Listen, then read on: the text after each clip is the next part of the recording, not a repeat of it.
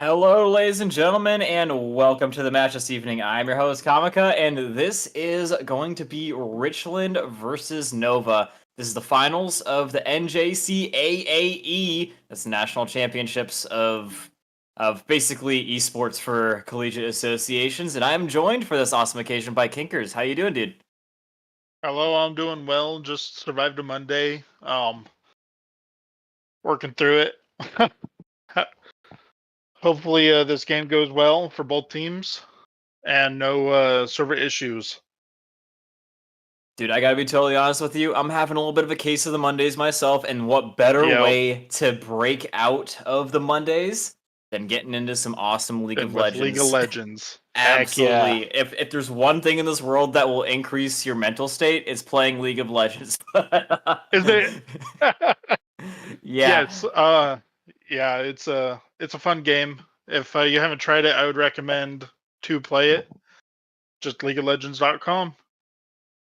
LeagueofLegends.com. But yeah, we've got two teams in particular going to be going at it right here for our viewing pleasure and for the championship. That's going to be Dallas College Richland, the RLC Thunderducks versus the Nova Nighthawks. In the top lane, we're going to have Sameto and then Ko Rui, Waters Lullaby, and Cherubina in the support class. On the other side, we've got Dr. Shensei, Roxy Magurdia, I think is how you say that. Magmore Nozumo, and Steve, I think is how you would say that, right? Yeah, it looks right to me. Let's get into the draft phase, it looks like. Yep, it's good enough for you. It's good enough for me. And so, just based on what I'm seeing so far, these are pretty typical bands. Caitlyn's one of the most strong all-around ADCs right now, in my personal opinion. Swain also pretty strong in the mid lane. He does just output quite a lot of damage, and he's incredibly tanky. Pretty high win rate in the mid lane. So, and I wouldn't be too surprised if that was like a target ban. I'm actually a Swain main, so if I was playing, that would be a target towards me as well. There you go. Yeah, Swain is pretty actually really strong, so I'm glad that I see him banned. Yep, and Yone out the window as well. Not too shocked. Can be flexed mid or top. Either role he gets played in there, he's pretty strong in terms of his team fight engageability and late game scaling. He just like I was playing against Yone the other day. As soon as we hit late game, he was doing like 1,000 damage plus per auto, and so yeah, definitely not something that you want to be going up against, especially when he can ult you and then just basically CC chain you into oblivion. And so yeah, pretty intelligent bans coming out here from RLC Thunderducks. A lot of The targeting towards Jin the just got ADC. banned. Yep. Yeah, and it looks like RLC are going to just throw down the Ashe pick, not too overly surprising. It's Ashe is another one of the top ADCs besides Caitlyn, in my personal opinion, right now. It's like Caitlyn Jinx right now. Aside from Caitlyn, that are some of the top ADCs. And so, with all these ADC focused bans, I'm not too shocked to see Thunderducks throw down the ADC pick before the champ pool gets even further decreased, possibly. Yeah, I agreed. That way the EDC does get picked, right? But that Ash could be countered if TK gets thrown into the mix. Tom Kench. He's a True, strong true. support. That is very true. Gwen and Seraphine going to be getting thrown down on the other side. Gwen, a very, very popular pick just because her damage output is absolutely disgusting. And she can also just make herself immune to a lot of projectiles, like Ash Arrow, for example. So definitely a smart decision there. Renekton going to be looking to be locked in here as well. Someone that does very well into Gwen. It would be a strong pick if RLC does indeed go for it. Gwen typically likes to handle people that are a little bit more tanky and longer range. Renekton being a bruiser that has high damage output in the early game is something that Gwen would have a little bit of a harder time, in theory, going up against in the early game.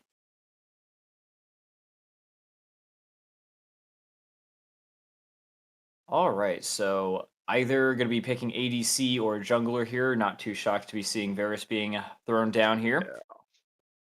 Could either be on hit or lethality. I've been seeing pretty much an equal amount of both recently, but with the picks so far, I wouldn't be too shocked if we saw him going lethality, just because it is so hard for Varus to get up close and personal to a Renekton who has like 2 dashes, J4 who can dash onto him. And so, yeah, if I Very had to true. guess, we're probably gonna be seeing lethality Varus here. Yep. Oh, Fizz ban. That's a good ban. Fizz is very Yeah. strong mid. Yeah, I don't typically see him getting banned in like 5v5. I normally see it getting banned in solo queue. Don't get me wrong, I hate fighting Fizz in solo queue, but in terms of like team comps and like a team oriented setting, I don't typically see it. Maybe it's something that's more targeted towards one of the comfort picks of RLC Thunderducks though. Yeah. Yeah, very well could have been a target comfort pick as well on that ban for the Fizz. Because yeah, I mean, it's a very hard champ to hit, especially when it flies away under turret. And the Ornn ban, Yeah, not too shocked to be seeing Lee Sin being banned. They do have.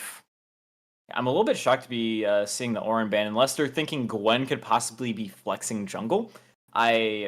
Which is a possibility. Nova Nighthawks may be tempted to do that because Gwen into Renekton is not a fun time, and it looks like that is exactly what they're going to be doing. Mordekaiser a very good counter to Renekton, and so like as soon as Renekton goes in and wants to do some early fighting, Mordekaiser's got pretty much equally as strong of a level 1, and he does have that shield that he can get. Renekton does sort of sunder shields a little bit, but it does give Mordekaiser a little bit more in and out sustain and lane in an early game up against the Gwen.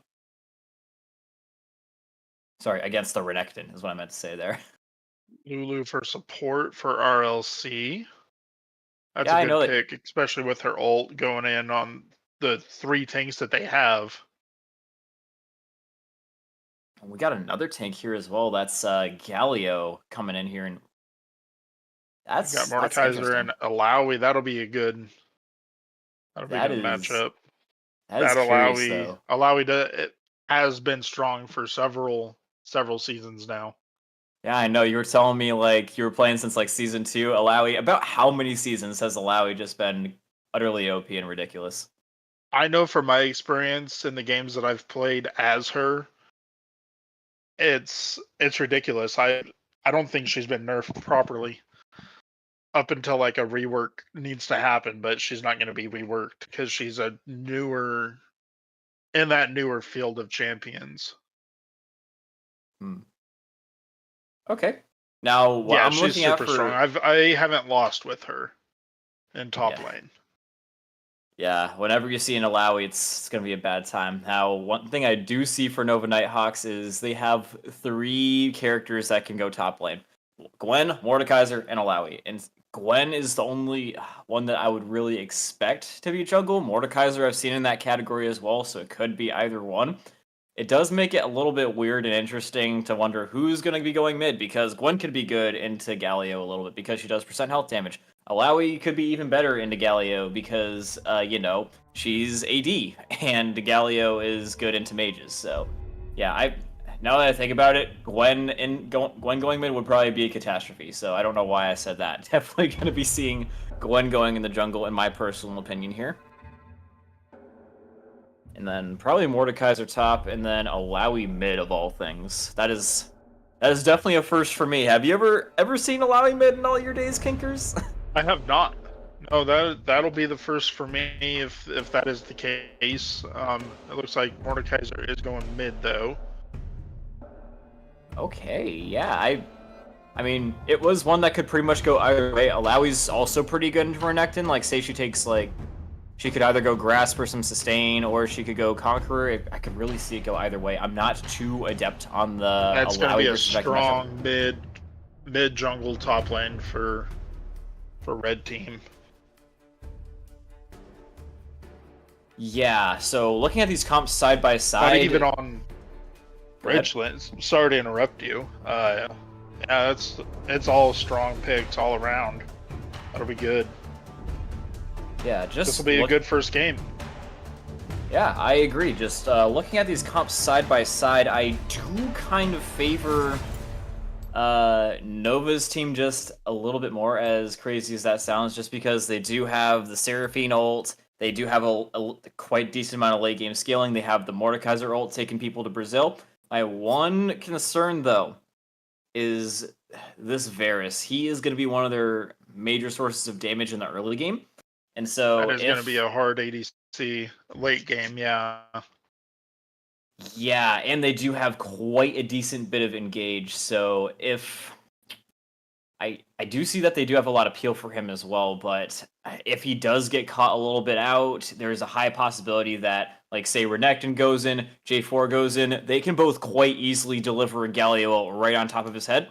And then Lulu pops an ult right on top of either of them. They get extra tanky, they get the ability to keep fighting, the ability to escape and peel for the Ashe. My one concern, though, is that there's a lot less, like, guaranteed damage late game for Dallas Richland than there is for Novo. Like, Gwen, she's gonna do damage late game absolutely no matter what. And Varus will probably, being lethality, always be able to one shot Ashe late game, assuming he gets his combo off. But Galio falls behind, his damage is gonna be not super great. Renekton falls off, he's gonna be basically a stun bot. So those are my main concerns, is that Dallas Richland's comp, in my opinion, here is just the ease of execution and the perfection at which they need to play in order to get to their win condition is just a little bit more than Novo, in my personal opinion. Yeah, I do have to agree with you on that pick on leaning more towards Nova on this game, especially with those picks. But one way to find out, and that's to play the game in T-minus 1 minute. Yeah. Any last things you want to bring up before we before we get into the game? No. No. All right. Well, I don't know. What I like to do in these kinds of situations where I'm running out of things to say, to be totally honest with you, is trying to do some hot takes. So, if you had to guess who in this team gets first blood and at what minute, what would it be? Who's it going to be? It'll be. I think it'll be Nova Gwen, just because that's a strong jungler. But I think it's going to be the junglers, one of the junglers, and before the 5 minutes. Ooh, you think we're going to be seeing a jungle fight pre 5 minutes, like in the Scuttle Crab or something like that? I could see that. Yeah, I could definitely see especially that. between these two. Yeah, you know what I'm Yeah, thinking? I'm thinking at least that a top lane fight. That's where a lot should happen, and unless there's like an early gank.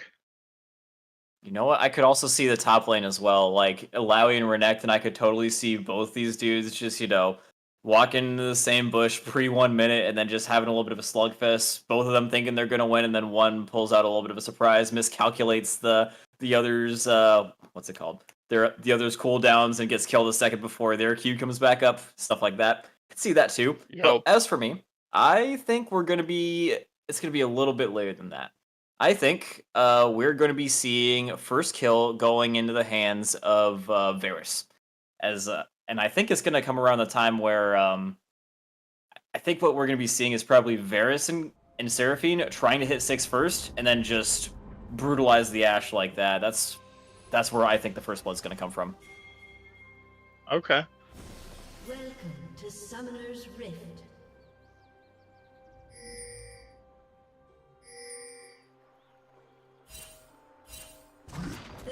Until minions spawn. All right, and yeah, so far both these teams are just kind of just trying to jostle for vision just a little bit. Roxy would absolutely love to get a ward up inside of Jarvan's blue buff here, just so that they can get a little bit of intel and jungle tracking. But obviously, Jarvan did get there and saw them walk in the bush just timing wise, and so yeah, Gwen will get some intel that he is starting up here, but. Yeah, that's about it. It's going to be pretty good for them. She is going to be recalling here as well, so J4 doesn't know exactly where she's going to be starting in contrast.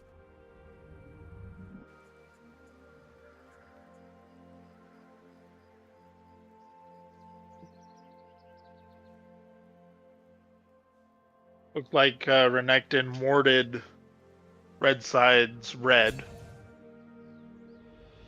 Oh yeah, that is actually a So good they thing do to have point vision out. there. You know,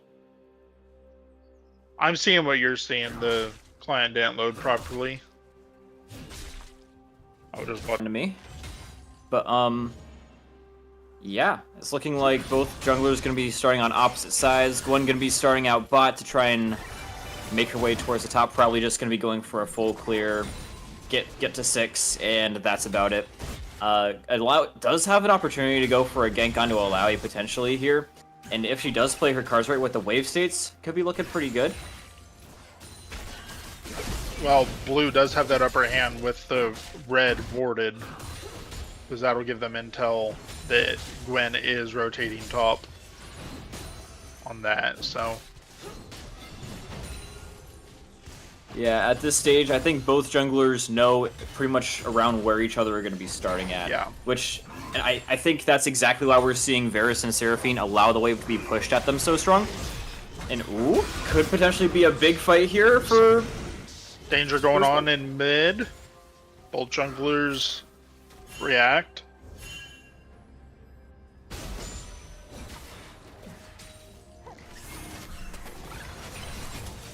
Yeah, Varus definitely knows his weak side with how he's trying to play this. With Gwen pathing top lane, it's incredibly likely that if he doesn't let the wave state push into him like this, that J4 just gets a free gank, and that's going to be where the first blood comes in. Complete opposite of what I had predicted. But, yeah, in the meantime, Alawi looking like she's running a little bit low on mana, and that wave state could mean that she is in a little bit of trouble, but, I mean... Gwen is also in a good spot to come in here as well, but with that wave crashing, Renekton should be able to get pretty safely back to base and spend his money. Looks like no recall from Renekton.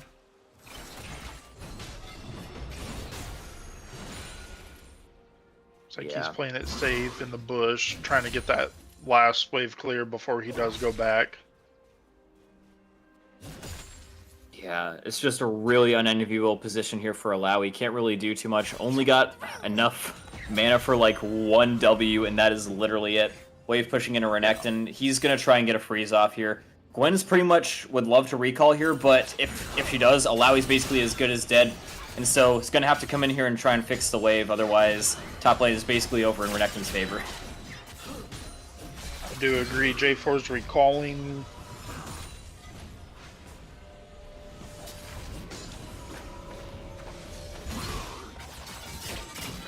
What an annoying Renekton stop. is trying to bait them out.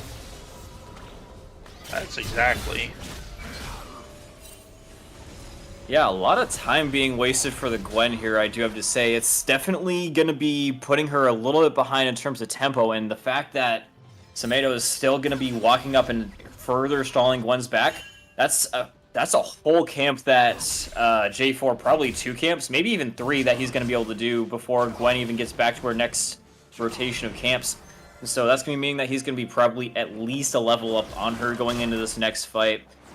There's that 5-minute timer. Prediction lost.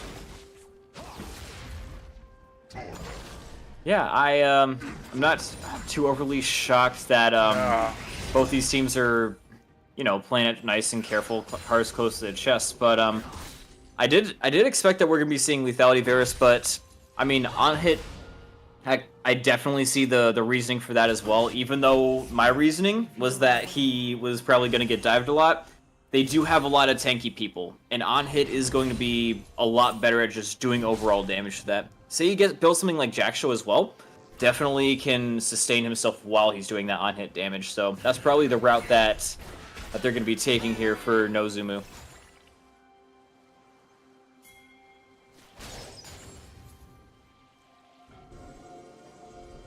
Oh, and speaking of routes, J4 in position and ready to go. Seraphine walking up onto him, but wasn't quite keen on it. Renekton is double the CS and double the items as well from Alawi, so that's a little bit good push on his end. Yeah, I'm not too overly shocked. He had some really good wave control, and we saw that Alawi was basically stuck away from the wave pretty much the whole time. Even if she did have the wave state looking good for her, she didn't have enough mana to properly clear it without Renekton just zoning her off. And on top of that, sharing experience with the Gwen. True. Speaking of the Gwen, it's looking like she's going to try and smite this on away, but going to try and settle for a kill instead. Going to be going Ghost. Mordekaiser's coming up. Galio flew in. Ooh, Gwen might be getting turned and burned on here. First blood from Galio. Yep, and it might be a nice follow coming in here from Magmore, though. He might be able to honestly turn this whole thing around. Renekton looking pretty gross with the damage, though. Oh, forcing flash out from Rui. That was flash. Could potentially be going back in here, though. Nice knock-up, and that should be a very, very dead Mordekaiser. Great follow-up from Samedo.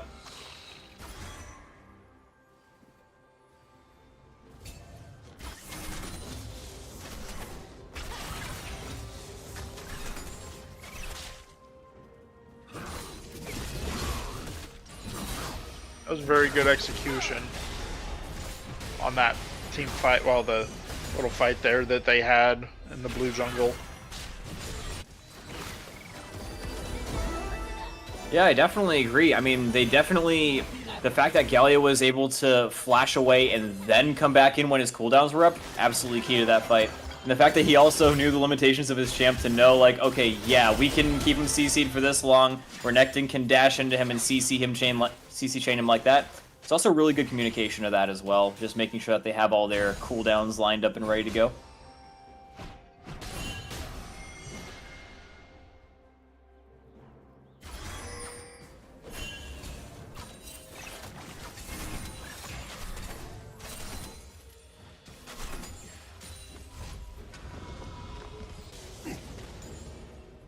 So yeah, with all these kills pretty much going into the hands of Galio, it's going to be meaning that he's going to be hitting his very cheap items a little bit quicker. I do believe he's going to be going for the Hollowed Radiance build. It's a pretty typical build that we do see for Galio. Going into an AP bruiser like Mordekaiser, definitely going to be a little bit necessary.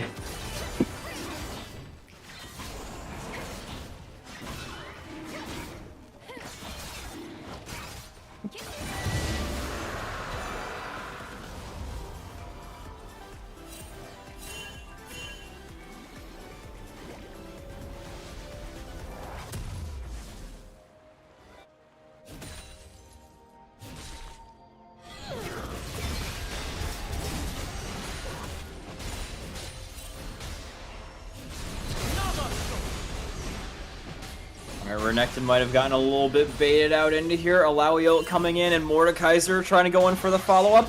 Oh, that grab is going to be perfected by Magmore. Pulling him in and knocking him down. Great bait from Alawi once again. And so, it's going to be another blood going into the hands of the mid laners. Yeah, so far Kinkers has been a little bit of a battle with the mid laners, just from what I've seen so far. But ooh, Ashe gonna be coming in, forcing things out. Great peel from the Seraphine, in goes the Galio. Gonna be getting him nice and taunted on up. Seraphine gonna be getting a little bit stuck up, but masterfully dodges the thing from Rui. Gonna be ignited though, so it does go down from the Ashe. Looking to turn things around quite considerably. Magmore coming to the fight better late than never, and is going to be getting the shutdown onto the Galio as well. He's not done though. Him and Gwen with the Ghost, looking for a kill onto Awesome Guy as well, and take him to Brazil as well. Awesome Guy looking like he is going to be not quite escaping from Brazil, unfortunately for him. And so, once again, this Mordekaiser mid lane dude just looking absolutely disgusting with it right now.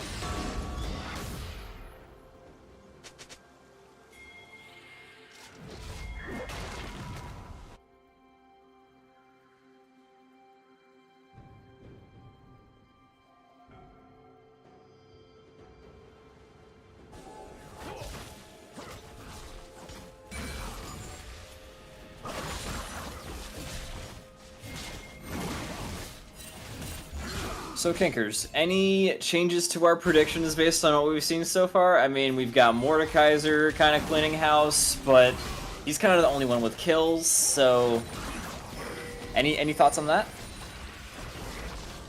I still think that, I mean, we'll see come here in the next 10 minutes or so, but again, anything goes once it says Summoner's Rift, but that's a nice clean fight that we're just seeing. Galio just barely escapes with his E. J4, one shot. Boris is looking for it. There he goes with the Alawi. Gets the J4 down.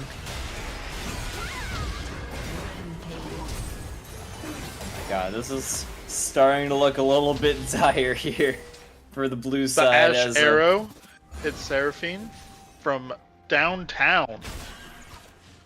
Yeah, and the one good thing here as well, now that you point out the Ash Kinkers, is that all the while this team fight is going on, Ash has just been obliterating this turret so much so to where she's gonna be getting first turret, and so yeah, might have been a good little bit of go with it. Yeah. Yeah, it was a really good gold turn. Again, a lot of the gold is going to be on the Mordekaiser, but the ADC and Ashe, someone who's, in my opinion, a little bit more apt to carry the game into the late game, going to be getting quite a lot more gold than that. And now back to your question about 2 minutes ago. I still favor the red side. How about for you? For me, I'm still feeling like red side's got it towards into this late game. It's yeah, I feel like Nova's definitely got the winning in this game. Rui gonna get taken to Brazil once again, and ooh, great walking in there to extend the Seraphine ult. Varus gonna be trying to just explode all of his stacks as much as he possibly can, but in the meantime, Alawi, who's gonna be out healing who? Great flash! Turret plating will fall soon.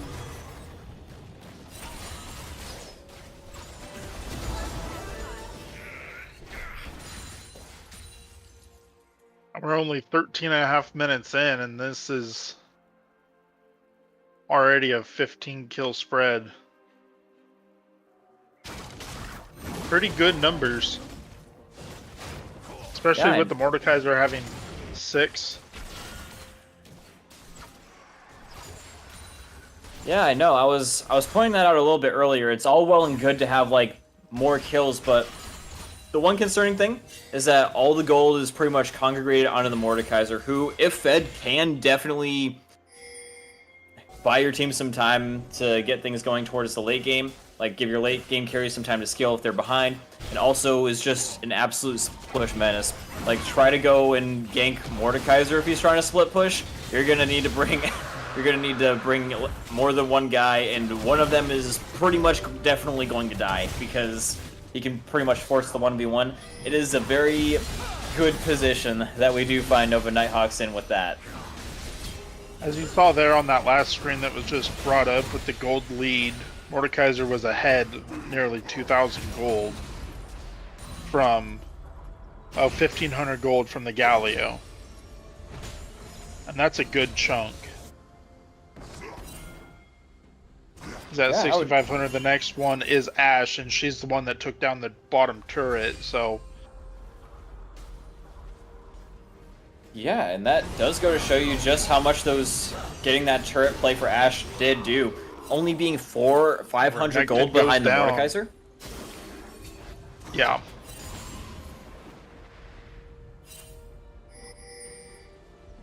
Alright. Yep, Alawi at this point should be able to take this top turret pretty nicely, getting themselves a decent little bit of prio, but yeah, I'm starting to think that the split push angle is starting to look really, really nice for the side of Nova Nighthawks.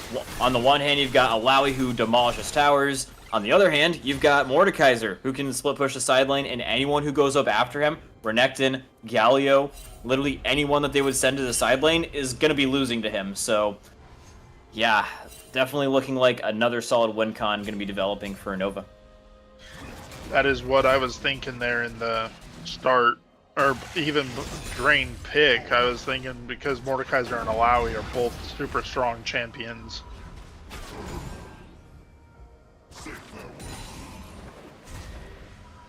Yeah, Very and even good stronger. picks for... Even stronger in the split push as well, to your credit. And so, yeah, and another thing I was mentioning in the early game as well is if Renekton does get behind, it's a little bit tough for him to do much of anything, especially with Alawi building so much armor and Renekton not having any armor penetration from his items just yet. it's going to be really hard for him to do much of anything in a fight up against this Alawi, against this Mordekaiser, anything like that. And all the while, Gwen still just doing her passive scaling. Varus now going to be finishing Blade of the Ruined King, so yeah, all these tanky boys for Thunderducks who were pretty much equal gold to him, if I'm not mistaken, in terms of like, well, they might be just a little bit ahead of him in terms of gold, but in terms of just raw killing power, Varus is still looking pretty good in terms of his ability to kill them fast.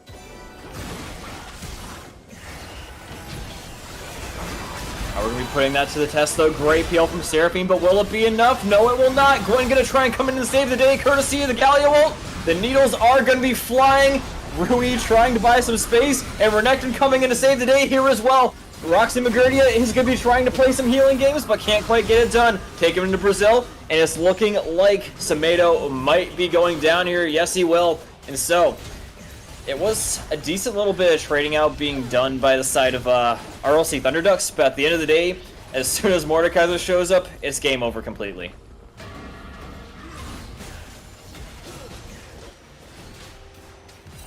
I do agree there. That was a bloodbath there in mid lane.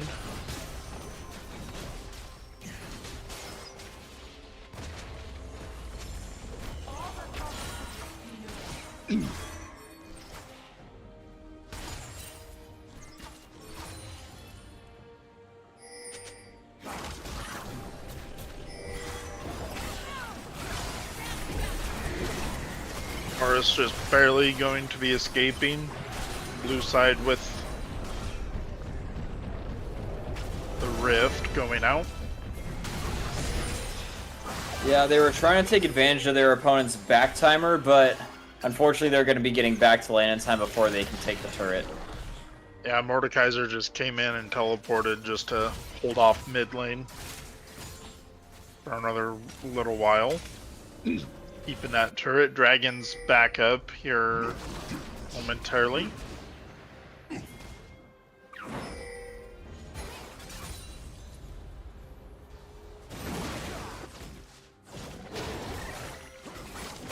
Yep, it's good overall positioning here for RLC Thunderducks. Going to be getting the blue buff here, and ideally getting a lot of vision, figuring out where the Gwen is. And if they can find like one of these players, like the Gwen here, Galio clearly trying to go for it, but great stun from the Seraphine. Going to be peeling them off of that, but they're still going to have to find a way to get into this river, Kinkers. I do agree. It looks like Mordekaiser's looking in for a way in.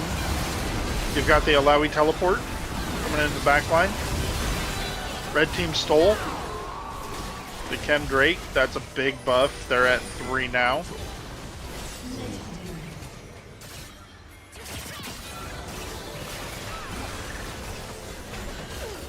Yeah, Ashe desperately trying to get away here, but it's not looking good. Magmor and Roxy gonna be looking to go for the cutoff of the retreat. It's looking pretty dire here for them. Awesome, guys. Not going down without a fight, though, to his credit. Flashing on away, but this Gwen is relentless. And wow, actually does manage to get out of there. Absolutely crazy. They were looking for that Lulu, and she got out.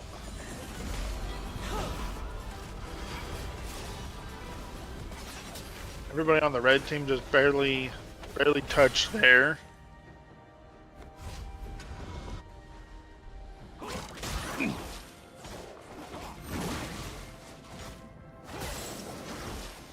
Yep, and now with that dragon take and this massive monumental gold advantage, I wouldn't be too shocked if we saw Nova Nighthawks trying to force Baron anytime here soon. If you look at the levels here as well, you got level leads in pretty much every single lane, massive gold leads in every single lane.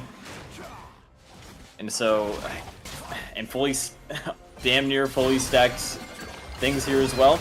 Roxy gonna be looking for Semedo. Semedo gonna try and turn things around with the help of the Galio, but 2 ults down for the price of 1. That's a trade that you take every single day of the week for Nova Nighthawks.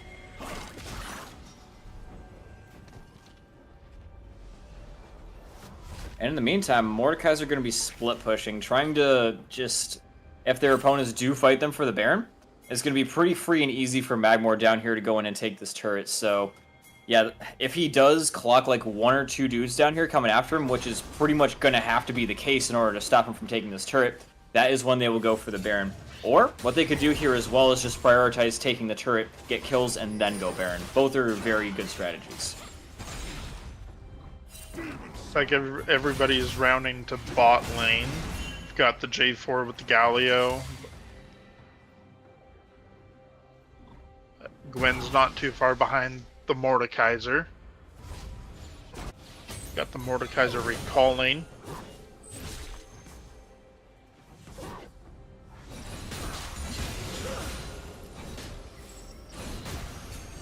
Yeah, and this is the pain of the double split push once again.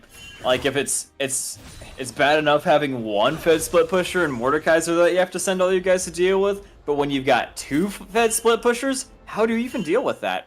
I mean, they haven't lost another turret yet, so clearly they're figuring out a way, but, I mean, how long is this really going to last, Kinkers, do you think? I'm not too sure. I've not predicted a whole lot here, but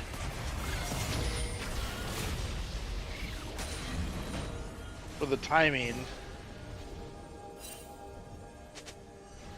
got a teleport from Mordekaiser.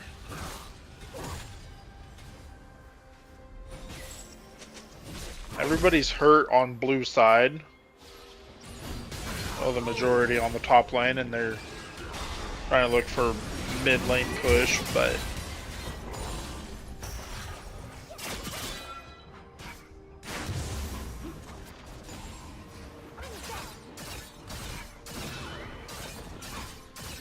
Yep, just pushing every single lane right now. You know what would make doing this a lot easier? Is taking Baron. But obviously these guys know what they're doing. They're playing to their strengths very strongly here. But yeah, just whittling away at their opponents. It's definitely taking a long time. Once that Renekton goes down, and that's what they allow is trying to take down at least 2. Yep, and that's exactly what she's going to do. And now with Renekton's level, he's going to be dead for 33 seconds. Plenty of time for Alawi to take this top side. And with that, someone's going to have to eventually come in and deal with this. J4 as well going to be getting harassed in his jungle, forced to flash, and still caught up in Magmore's Death Realm. Probably not even going to be able to live out of this either. Ooh, unfortunately placed Q. Great dodge coming out from the J4. And Varus might be able to get him though with the tip. With the tip of the E is going to be sending him to the Shadow Realm here as well. 6th death for J4, and with that should be soul point. Back up with the teleport, but they don't have vision on the Baron. It looks like, but Red needs this Drake, and then they'll be able to focus on the top half for Baron. That's what they were playing for, was more or less the Drake there for a few minutes. Yeah, now they've got the Chemtech Soul, it's going to be even easier for them, honestly, to go in and win all these fights that they've already been winning, go for this Baron fight that they've been teasing for the last, like, 5 minutes. And with this Alawi split push, it's looking like this is their moment.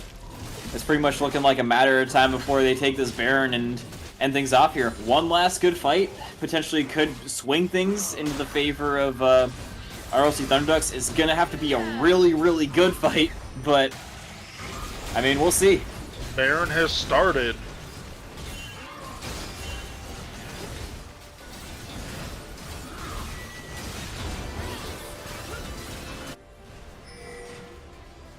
Indeed it has, and they're going to fight for it. There it goes. Red team secured the Baron. They're looking for a team wipe here. Both that teams. Was... Honestly... Nobody... They didn't get a single kill, but... went down. That was so dang close, honestly. They had that Gwen basically on the cusp of death. They had the Alawi on the cusp of death. And the fact that they got that four-man taunt from Rui, I'm like, oh my god, this could be the moment. But unfortunately, the follow-up damage was just not nearly substantial enough to kill him before the taunt finished. And as soon as Gwen started hitting them again, just started healing back up. Same with the Alawi. And with that, the rest is history. We're going to be seeing Nova Nighthawks taking your map number 1 of the evening. That was a very good game. I had a lot of fun with that one, and as predicted, red team did pull it through. And as we predicted there with the strong top lane and mid lane. Yeah, they also did have a comp, like I said, that was a little bit easier to execute. You've got people that can engage for the Seraphine and extend her ult pretty much into the entire team fight, just getting him nice and stunned up, and you got pretty much guaranteed late game damage no matter what from the Gwen and the Varus. They didn't really have any guaranteed damage from RLC. If they don't get ahead, they don't do damage. That was 100% true for the Renekton, for the Galio, for the Jarvan, and in some cases as well for the Ashe. So yeah, I feel like if we're going to be going back to the drawing board for this next draft for RLC Thunderducks, probably going to be looking to increase your overall damage output. That's guaranteed. Like I said, probably going to be looking for something that's a little bit easier to execute, just in terms of like your ults, just easy to hit CC. Like, I don't know. It really does all depend. Yeah, I do have to agree there with the CC ult from the Galio, and then with the Mordekaiser going in with his CC. It was an all around good game. All right, well, we've got plenty more good games to come, ladies and gentlemen. We've got at least 2 more games coming up, but if RLC Thunderducks do find a way to take a map right on back from Nova Nighthawks, we could be going even further. The night is still young, and stick with us as we come back from this break.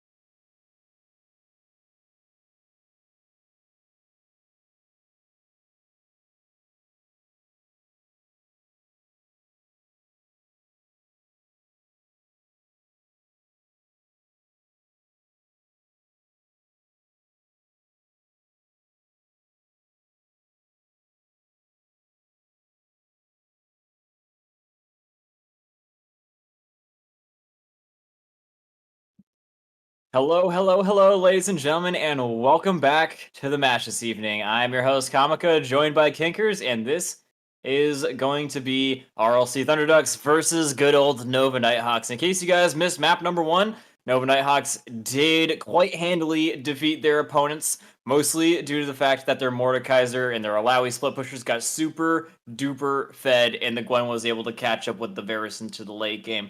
So, Kinkers, we've got our opinions, obviously, on how things went down and why they went down the way they did. Give me a little bit of a breakdown as to what you're thinking about right now. I'm thinking as we were thinking briefly there for a few minutes, is that the games could be a blowout of 3-0. It could be a 3-2, 3-1, but I was thinking that it could be a 3-1 scenario. Think it's going to be a 3-1 RLC Thunderducks win? Like, they're going to win the next 3 maps, or what do you think? Yeah, Nova winning. Well, one thing I do know for sure is that they do not want to be fighting that Mordekaiser again after that last performance. You can see has gotten banned already. That was a big ban. Big ban indeed. It's clearly caught Nova a little bit off guard, and now they're trying to think of, oh shoot, who do I not want to fight mid lane? But they're obviously just going to go with the Jhin ban again, the Swain ban. Yeah, and it seems like they are really heavily targeting Awesome Guy. We did see Awesome Guy on the Ashe last time. Did have some pretty good macro, just in my personal opinion. Like, while all that big fight was going on, there was absolutely no shot that he was going to be able to join that, so just took the entire bottom side turret. I think got, like, all 5 plates and the turret and first turret bonus, which got him pretty close to Mordekaiser, despite being quite considerably behind in terms of overall kills. So yeah, definitely seeing the reason why they are targeting the ADC, even though we haven't seen anything super flashy just yet. There's the Seraphine pick again. Yeah, 0% shocked with how it went the last time. So many times the Seraphine ult just completely turned the fight, made it completely impossible for the melee heavy comp to engage properly. Like, as soon as they go in, oh, I'm charmed for like 5 minutes. So yeah, that definitely gonna be hoping that UHCC. Yeah, at least gonna be hoping that some of the RLC players invest in some Merc treads this time around. I think that's gonna be a must. Sorry, CC is crowd control for a stun more than 3 seconds. Yeah, it basically means you're not able to play the video game, for those of you guys that aren't familiar with the term. But yeah, it's looking like we it's got a big Corki pick. I like that. It's gonna be, I think Corki is a response to the Yone, which makes a lot of sense. Yone tries to dash in, Corki dashes out, and his dash away leaves a trail behind him that if Yone dashes onto, will do a ridiculous amount of damage with the last patch that was put into place. And so, yeah, that's a pretty good call from RLC Thunderducks. And so, I'm going to be locking in their jungle here as well. The last thing that they have not picked just yet are their top and their support. But with Xayah, you have a lot of really big options, so leaving that open is not the worst thing in the whole wide world. In fact, it makes a lot of sense to try and get some of your more priority picks in here just because you have so many options with Xayah. You could go with like Rakan, you could go with Nautilus, you could go with so many different things.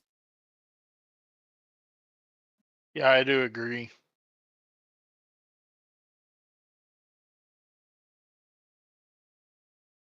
And it looks like they're going to be banning the Sylas, which Corki's like already mid, and Lee Sin is already jungle, so I'm not quite sure where the Sylas would fit in. Just looking at the ults he has to steal, I see the merit for it, but I'm just not quite sure where Sylas would fit into their comp if they did pick it. But either way, the Varus is going to be getting banned here as well. Not too shocking because it's clearly a comfortable pick for Nova Nighthawks, and just the ability to get hit from a distance with the Seraphine and the Varus was probably quite annoying to deal with for RLC Thunderhawks. And with Xayah having not quite so as much range as the Ashe to compensate for that, it's probably going to be even more of an annoying thing that they want to avoid.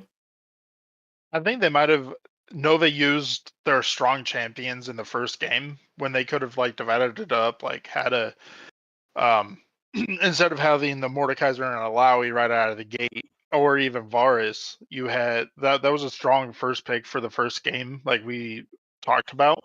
But having that divided between the 3 games. Yeah. Now, one thing I do have to say though is I'm not quite sure how often they'll be pulling out the Mordekaiser. I think it was just a strictly response to the Galio. Because if you're taking Mordekaiser into like Corki here, it's gonna be a horrible time. So yeah, I'm not sure that we're gonna be seeing Mordekaiser being brought mid ever again. It is still a good thing to ban top lane, assuming that yeah, you're gonna be playing something like I don't know. Rumble would still do pretty decently into Mordekaiser. Does have a lot of percent health. Does still have a lot of ability to escape his E and stuff like that. And so, yeah, Rumble into Malphite is going to be a horrible matchup for Nova Nighthawks. I do not envy him by any means in that situation. And we're going to be seeing Senna locked in as support as well. It'll be a strong support late game. Definitely. A very strong late game overall for RLC Thunderducks. Zaya has a pretty great scaling. Corki has amazing scaling, and so does Senna, obviously. And so the Lee Sin and the Rumble probably going to be looked at to get a little bit of the early game impact, especially with how weak Malphite is going to be in comparison to the Rumble. Xin Zhao could potentially compensate for that. It's 2 very early game junglers, but like I pointed out, what could be a big difference maker when Lee Sin's trying to go for like the grubs or something like that is the fact that in my estimations, 9 times out of 10, Rumble's going to be in a better position than the Malphite to join the fight. And so Xin Zhao might take that into consideration, give up the grubs, go for Dragon instead, try and help out the bot lane. I do agree. I just want to see what chat's prediction is. Chat, if we could just put your team in that you're rooting for. RLC or Nova. Yeah, not who you think. Hype. Not who you think is gonna win, but who you want to win. Who are you Yes. guys rooting for? Like, I'm always curious to see like what the home team advantage is. And so, yeah, I know that we've been seeing a lot of love for Nova Nighthawks. RLC Thunderducks fans, where you at? But either way, back on topic. We've got just looking at the comps side by side. Now that they are all in and ready to go. I said I liked Nova Nighthawks a little bit better the last time, and I'm kind of still there this time, even though we've got the absolutely horrible matchup in the top lane for Nova Nighthawks, which could be a big difference maker. The ults and the damage is definitely there for Nova Nighthawks. You've got the Yone ult, followed by the Malphite ult, which can be acting as engaged for the Seraphine ult, and while those players are knocked up, charmed, stunned, you got the Ziggs ult coming in, and Xin Zhao has the opportunity to disengage fights as they want. There's just a lot going on with this Nova Nighthawks comp, which I think sort of, if the matchup top doesn't go as one-sided as... Sorry, if it doesn't go like just completely one-sided, like 3+ kills for the Rumble in the laning stage, I think that Nova Nighthawks can withstand it. Yeah, I'm gonna lean towards red side on this. A lot of ult potential for cleanups, but Thunderducks they've got a good strong pick for just their standard abilities. Yeah, my one major thing that I'm looking at for RLC Thunderducks as a potential great win con for them is the fact that this Lee Sin and Rumble combo up against Malphite and Xin Zhao. Like I said, Rumble should pretty much every single time of asking be able to rotate down for these grubs. 6 grubs is looking quite likely and like a good win con for them as well, because you've got the Rumble that can split push potentially, you've got the Corki that's going to be doing a lot of damage to turrets, being an auto attacker that does a lot of damage, and if he does get 6 void grubs, those turrets are going to go down fast. And with that can come some great map pressure that can get you a little bit more into the late game when the Corki's going to be doing more damage, the Zaya in the center are going to be doing more damage.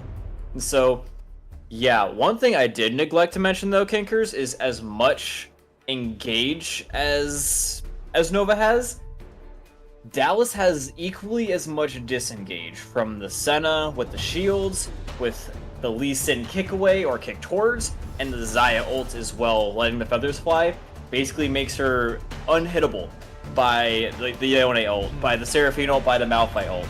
And so if she's able to be their win con for victory, we could see Awesome Guy carry the game potentially.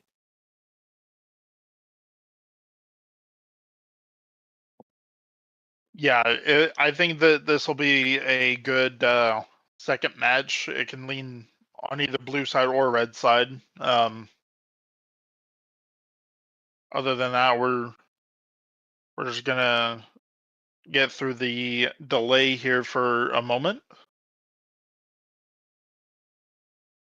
Yeah, I feel like a lot of the picks for Dallas are oriented around winning lane, which there is quite a lot of merit to that. Corki is good into Yone in the laning phase. Rumble is amazing into Malphite in the laning phase. Lee Sin and Xin Zhao are pretty comparable. And so with that, if you're winning the lane, you should be having pretty free and easy control over the grubs, the ability to rotate towards dragons and things like that, the ability to rotate and extend your lead into other lanes. And so their hope is that they're going to use these disparities in the laning phase to try and get themselves as big a lead as is humanly possible to propel them into the late game.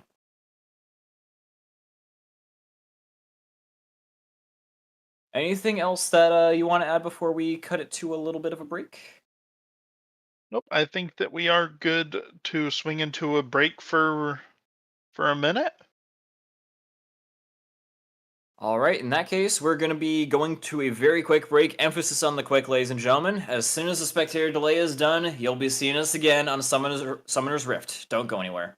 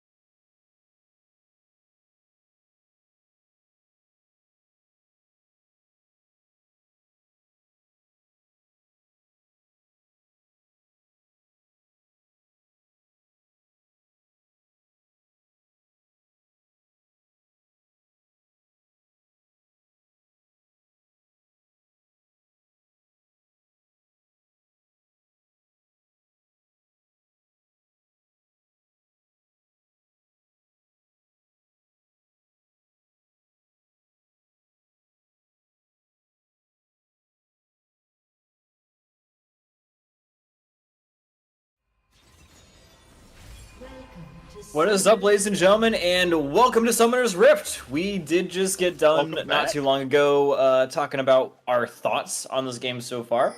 And so, Kinkers, if you want to just give everyone a real quick rundown on what both these teams are going to be trying to accomplish with their comps.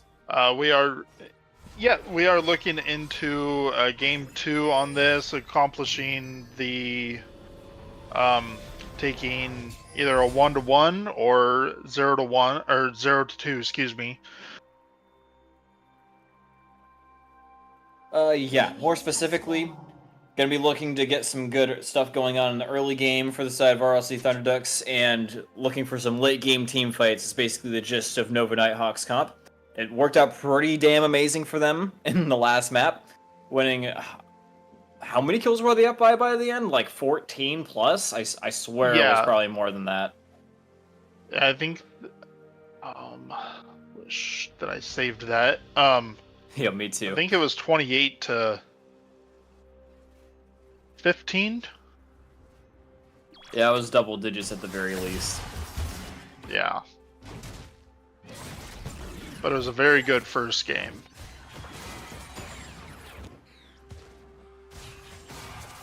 Yep.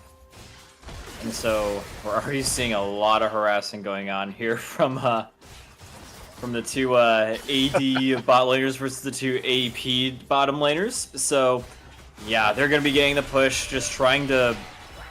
Oh my god, this is absolutely disgusting what they're doing to them here. Nozomu is getting absolutely is getting nothing here in terms of CS or XP. Instead of just walking up there, getting free stacks, and just preventing him from getting any XP whatsoever.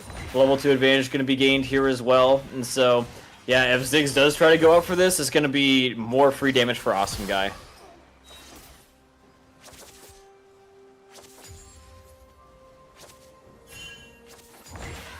Yeah, poor Porky, he was having a struggle there at level 1, but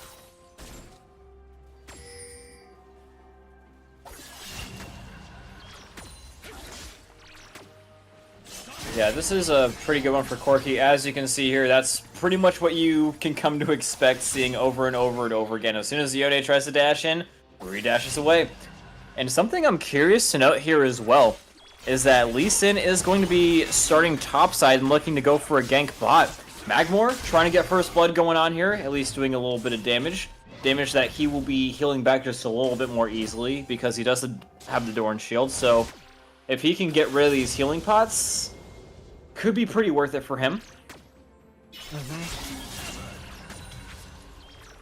But look at Lee Sin. Back to what I was saying earlier. It's curious that he's going to be starting top and going towards bot. Actually, he's going to be looking to make his way towards mid lane. And Rumble's actually going to be the first one to get ganked. I thought it was going to be the opposite. And now Samedo is actually going to be getting taken down blood first. situation. Yeah, exactly. How crazy is that, dude?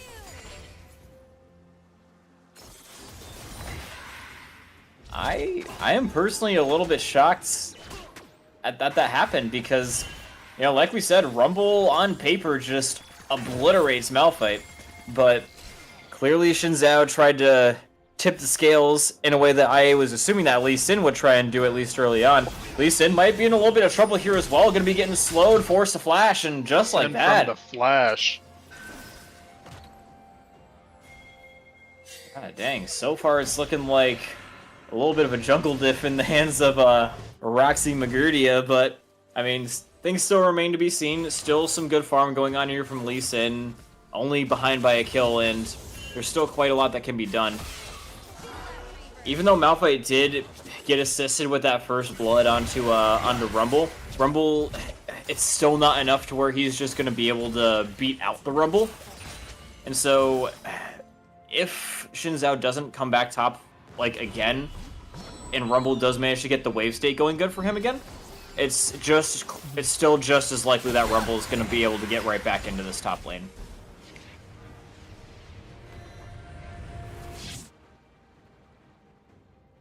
Yeah, looks like Rumble has top lane under control with the 33 to 16 CS. Definitely. Yep, and he's got the wave completely frozen here as well. This is exactly where you want the wave to not be if you're Malphite. But as you can see here, Samedo, the wave is starting to stack up, so he's going to try and bounce the wave back off his turret. And this is going to time quite nicely with his level up to level 6, because he's going to do it before Malphite is too close to the turret. One more minion will get it for him, but Malphite just a little bit too much health. And, ooh, a little bit of a rough spot here for Yone potentially. Is going to be forced to flash and get back on the way to his turret.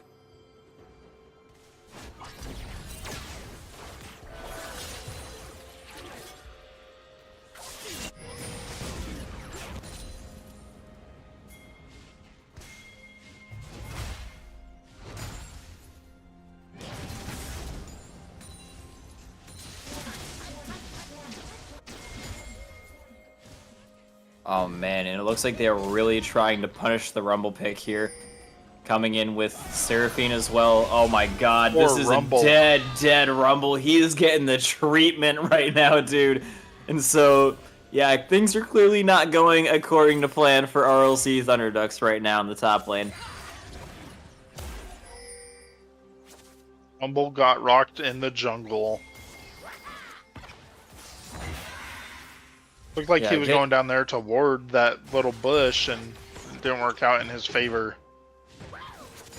Yeah, I think he was trying to figure out if he was about to get ganked again, and the answer is clearly yes. Was absolutely getting ganked again. It's one of the most painful things in League of Legends where you think the enemy jungler is coming, so you go to try and ward, only to find that you were right to suspect that he's coming, and you've just basically guaranteed yourself a death, unfortunately. And so It's that feeling when you think that somebody's watching you, and they are. they absolutely are, yeah, 100%. Ooh, Roxy gonna be looking to make a play here towards him. Dash is gonna be down for Rui, trying to get a trade back, but no, Roxy! The jungle dip strikes once again!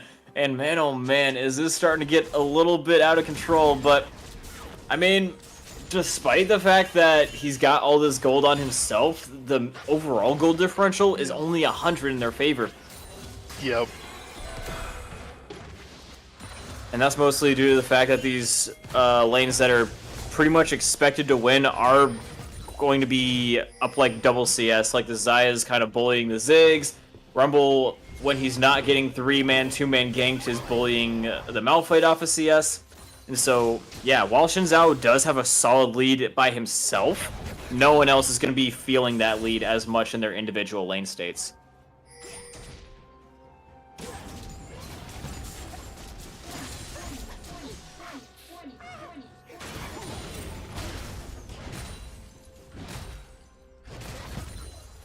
We missed it a minute ago that blue team did get Drake.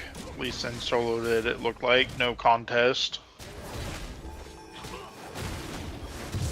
Yeah, pretty good thing for Lee Sin to do, especially considering that his opponents have gotten the grubs. I'm pretty sure that's probably about the time when he did that. Saw Rumble go down and get 3-man. She's like, oh, now's as good a time as any to go for the dragon. No one's going to be fighting me for this, especially not the turbo-fed Xin Zhao. And so that's the main thing you want to be going on with there. Ooh, nice damage coming out from the Rumble. You see, like I said, even though Malphite's been getting a lot of attention top lane, it just the matchup is just so bad that it doesn't do him any good unless Xin Zhao keeps coming top. In my opinion, Lee Sin either has to try and tip the scale somewhere else because, like I said, even though the Rumble's getting the treatment up here, it's not going to be making him fall too far behind Malphite in terms of overall champ diff. If he's able to get something going for the Xayah, who's already pretty ahead on CS and skill's very good in the late game, or is able to do the exact same thing for Corki, then I feel like that would definitely be worth his while. Yeah, absolutely.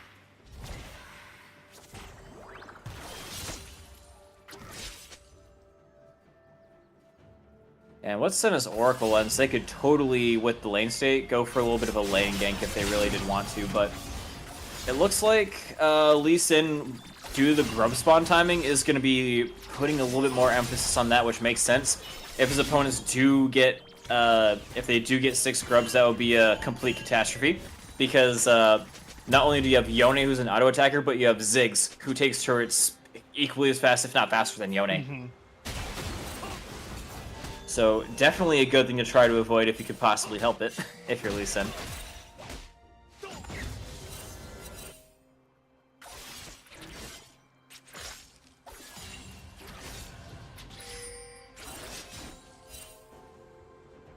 And it looks like they're going to be getting a little... saw that. There we go with Lee Sin. Yep, and it looks like Senna is going to be joining this time. Seraphine joining the fight against Rumble was one of the major Rumble's things coming that... down, it looks like. Yeah, Senna's going to be a little bit later to the fight than anybody else, but all they really have to do is just steal one singular grub. Malphite can be forced to flash on away. Does still have the ult to re-engage, though, if he really does want to. But with him being zoned off the fight and them really needing that CC, they're going to be thinking a little bit twice about it. Interesting. Yeah, it's looking like they're going to try and engage on the Rumble, which is pretty smart here. Gonna be trying to throw down the equalizer here. Senna gonna be throwing in an ult of her own, and down goes the Another Rumble. kill for Great Zen. focus. Yeah. In the meantime, though, Lee Sin is going to do the right thing and take one grub away from them, so that he does at least deny the 6 bonus. There is absolutely no chance he's going to be getting the rest of these with Rumble dead, so he's just going to back off and try and do something better somewhere else. Oh, might actually try and take another one. I think. Engaged. Yeah, he doesn't manage to get it though. Unfortunately, the Smite fight's gonna be won by Shin Zhao, so that's gonna be 5-1 in terms of grubs.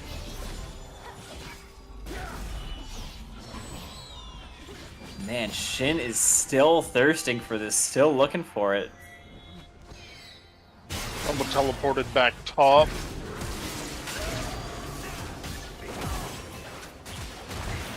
Lee Sin went in. Was tired of Yone. All the shenanigans. I mean, yeah, at this point you gotta get something. The game is swiftly walking away from you. You're seeing it walk out the door at like at least double your pace. So, gotta get something going. If not a kill for your late game scaler, just get the kill for yourself. Sin is back up top, looking for the Rumble again. Yeah, and the crazy thing, I was talking about Malphite going down more than 0-3 in the laning phase. We might be seeing the flip case for Rumble, as Shin Zhao do be lurking once again in the engage from the Rumble, and he's going to be overheated, so he's not going to be able to W away.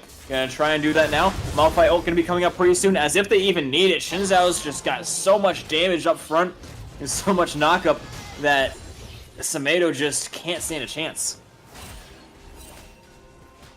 This thing goes back in on the Drake to cure that. No contest. They're up top taking top turret. Turret plating will soon fall. Yeah, honestly, even though they are down 6-1 and their Rumble is 0-4-0, the game state could definitely be a lot worse. The Lee Sin getting at least one of the grubs and 2 dragons with this lead that Shin Zhao has, I've seen worse, believe it or not. Ooh, could be getting a little bit better for Nova Nighthawks here. Great damage onto the Senna, but obviously she's going to heal that right back on up. If they were able to burst her down, though, that would have been a little bit of a rough one to deal with.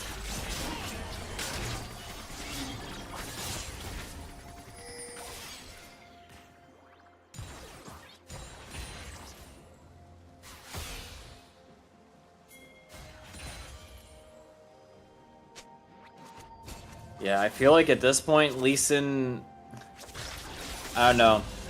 Laning phase is going to be a little bit over, but yeah, definitely going to be looking to the spot lane like I was saying pretty much the whole time. Ooh, Yone going to be getting snapped Rumble back ulted onto back the on equalizer. Oh, finally a clap back from the Rumble.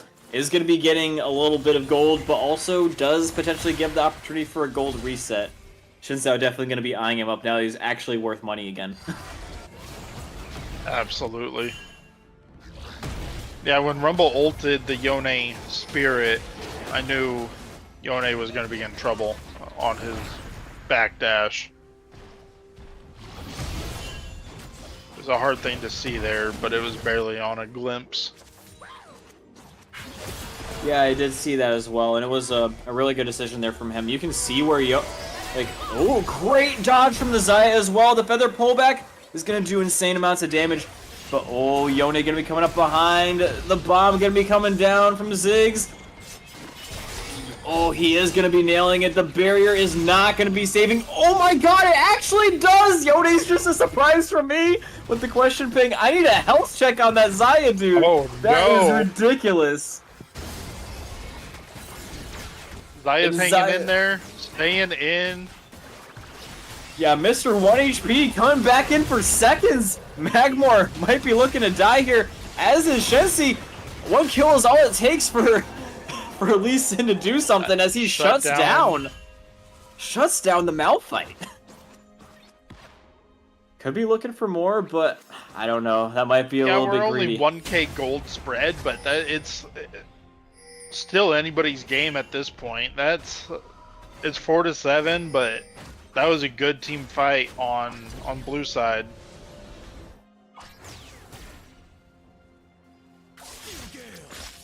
The picks and Zaya staying, that was incredible. The dodges, Lee Sin goes gonna have in. to ult out. Oh, missed the Q. Yeah, I don't know if that's one that he would want to be taking anyway, because Yeah. yeah, the tower damage is going to be quite real and formidable.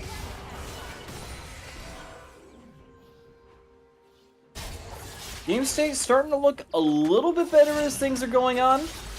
Mostly due to Lee Sin's good prowess here, but oh yeah, if he had autoed him maybe one more time, one more Q off, Rui definitely would have died. But now the cavalry's here. Avengers gonna be condensing onto Magmore. He does not have a dash. Does get slowed though, and Lee Sin going in, trying to give the kill to Rumble, and yes, indeed he will. All the while, Zaya just trying to hold it down in the bot lane. We're starting to get to the time where in the mid game, it's going to be looking pretty good for Ziggs to do some damage. Thing can actually stay in lane alone up against the Zaya. It's not going to be for till a little bit later that Zaya can just run him down the lane again.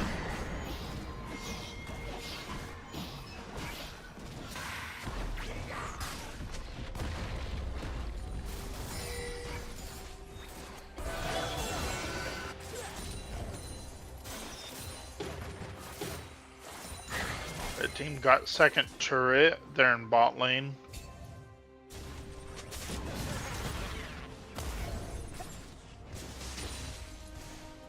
Yeah, the one good thing about...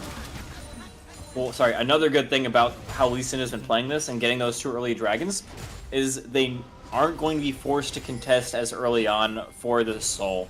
So it's going to be...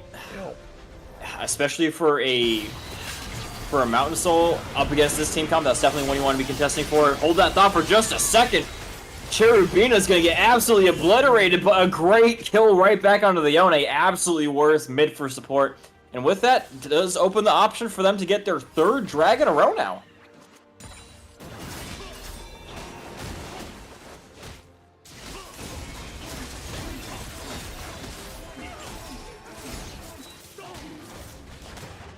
And sometimes having 4 Drakes, or even having the being at 3-3 or going into the 3-4, Drakes do save a lot of energy and can be a game changer. Yeah, especially for this Malphite. Having the Mountain Soul with him now transitioning into his tanky part of his build, you would not be able to kill him with all these AD people on the team. Like, you got 4 AD, 1 AP. That is a Malphite that would just probably not die once he starts building a couple more items. Same thing can be said for Yone when he probably builds a tanky item or 2. Same thing for Xin Zhao when he probably goes and builds something like Death Dance if he decides to go that way, which his build suggests it. So not only is it good to have for yourself, but against the enemy team's team comp especially, it's a great thing to deny.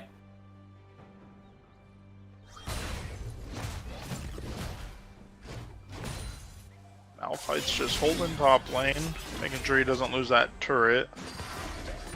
Pushing the lane before he continues. Malphite does have teleport, so he can teleport in on a team fight if need be.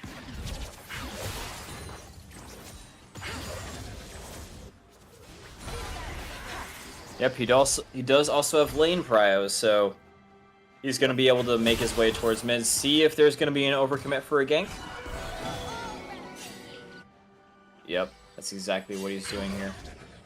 But yeah, they're going to be a little bit too far away, and they do have vision in that bush, as you can plainly see. So, yeah, turn going to be over. Going to start walking back towards lane, which it looks like Rumble's going to try and get the cutoff for. Nothing coming of that, though.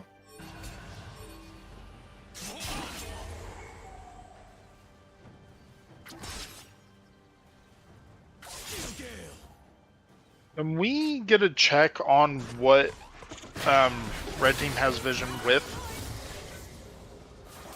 There we go. That's a lot of great vision, dude. Like, That they've is got good wards pink in... wards. Indeed, they've got vision on all the entrances to their own jungle, and even some great positions and crossover points in their enemy team's jungle. See, they know exactly where Lee Sin is right now. And now, instead of playing over there, Nozumo and Seraphine can hide themselves towards the bottom side of the jungle, unless they want to bait them in for a fight here, which Shinzao could join. He sends ready.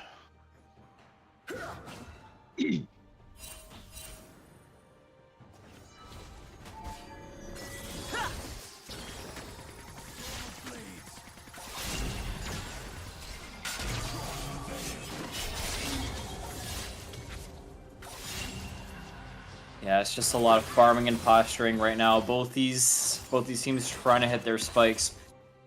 As the early game junglers are gonna start to fall off, they're really just trying to look for picks on either this Ziggs, this Yone, and if they do get that, it's an instant take on the Baron. Absolutely.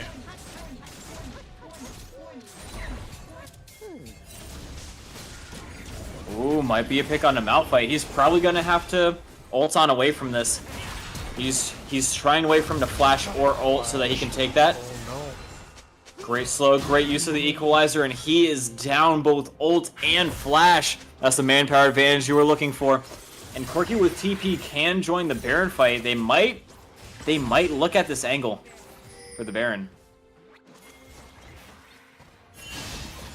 Or, yeah, this does make a lot more sense. They're going to try and get top turret, which is pretty much guaranteed, unless they force Yone to TP, or they could try and condense on mid lane.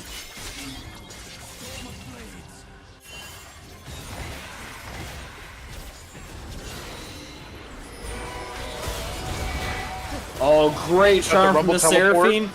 But unfortunately, it's not going to be enough to stop Rui. They're taking insane amounts of damage. Those rockets coming out from Corki are going to be a hit, and they are going to be slapping. And Seraphine is going to be going down. And just as Soul is about to pop in the next minute, that's going to give them some great opportunity to posture. Malphite's coming back into the fight. Almost has his ult back up, it looks like.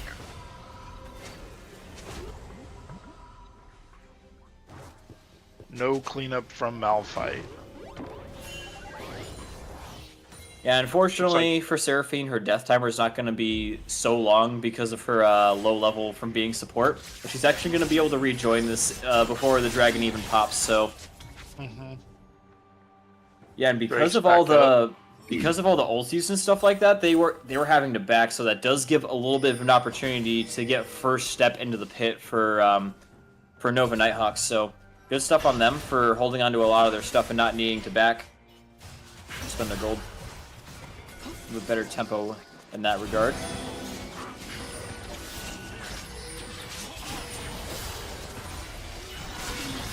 Dragon's going to be starting. Seraphine does not quite have ults, but he's looking for the angle Malphite. He sees who he wants. They are standing right on top of each other, and in he goes. That's a lot of damage. Yone with the follow-up, ulting them both down. That's 2 carries taken down in the blink of an eye. And just like that, that dragon fight is completely over.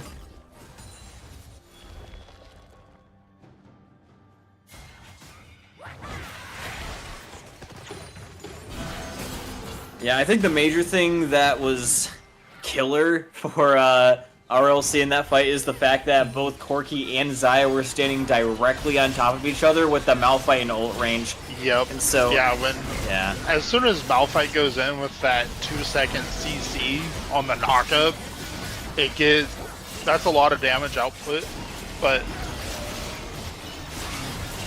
just all in a group like that, that was a lot of AoE that was able to go out.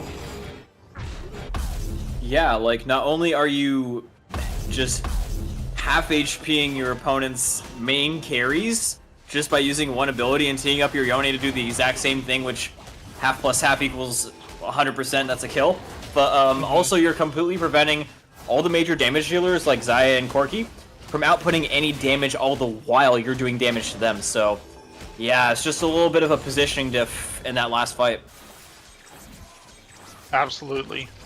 Yeah, red team was spread out where there was no issue, but it was also, they had the whole river to play with, when blue team only had the bush and just bottlenecked.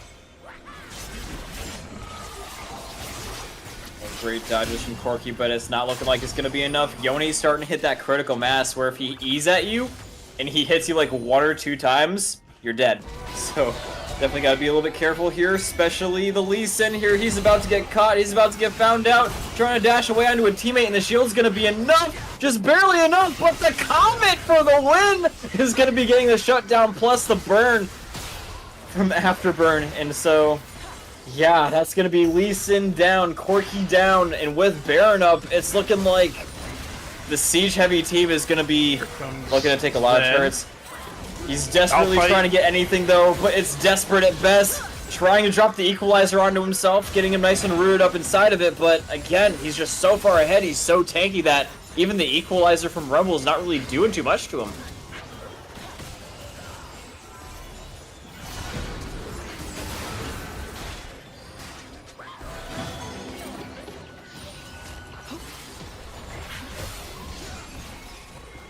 And all the while, they're just focusing on not dying mid. Yone is about to take their Rumble down, as well as take that first bot side turret.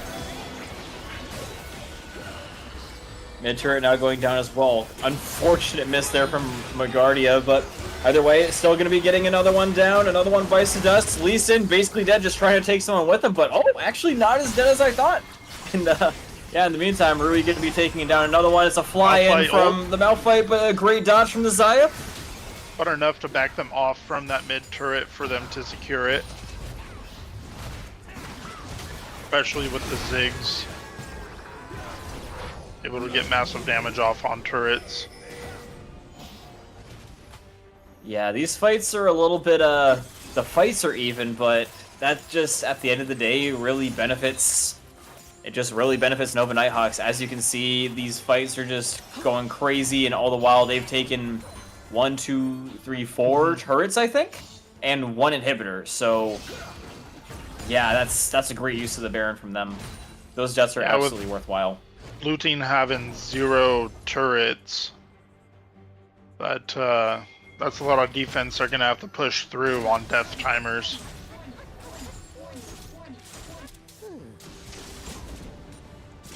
Yeah, it's also going to make things back up really... in 1 minute. Yeah, I was actually about to point that out as well, Kinkers, is the fact that they've lost their mid turret and the supers are going to be pushing it. If they don't take the dragon fast, their opponents are pretty much going to be able to use that as a secondary win condition. They stall them out, their base is going to be in shambles, and if the fight goes badly, that's an instant end of the game. So you have to be very, very careful as to how they take this fight. Rumble got to be very careful as to how he's stepping up to Magmar as well, but... Not going to be enough to kill, but Samedo, oh my god. Definitely going to have to base after that one. Poor little Rumble. Yeah, dude just wants to play the game. Unfortunately.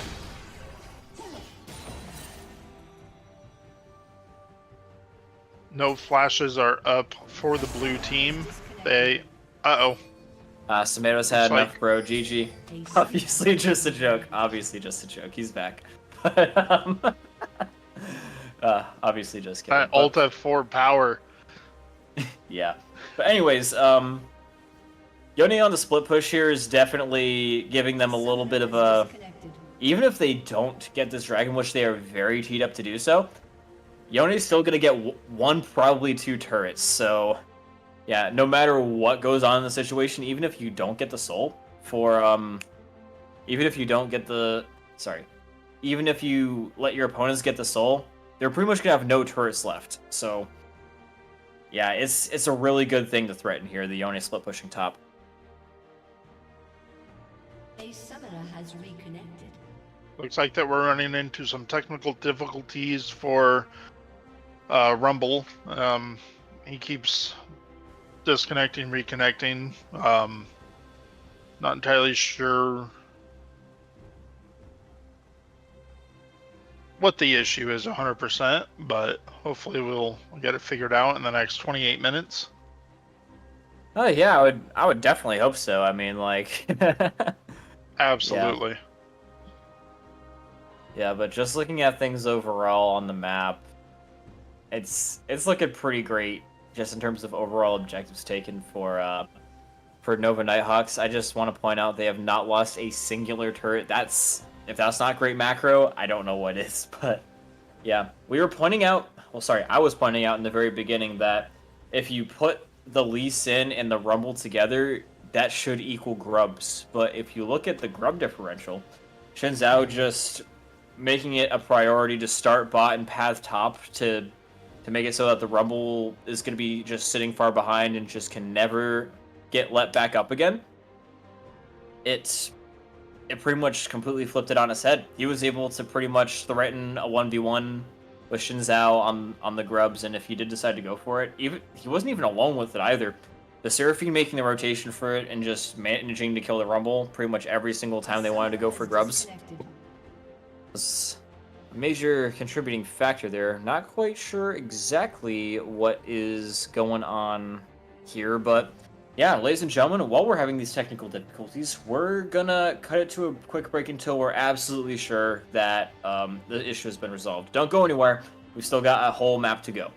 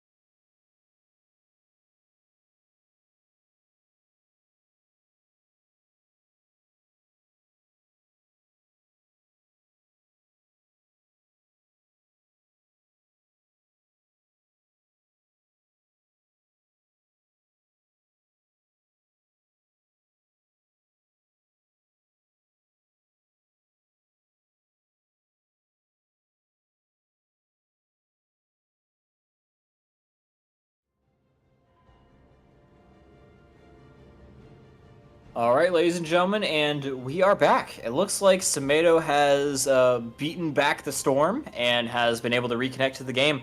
And where we left off, in case you guys have forgotten, in the minute that we were off stream, we are fighting for Soul Point currently. Lee Sin prioritized getting the dragons early on, and so if they do manage to get this one, maybe even steal it, that is going to be Soul in their favor. But all the while, Yone is threatening to take even more turrets, of which they have very little.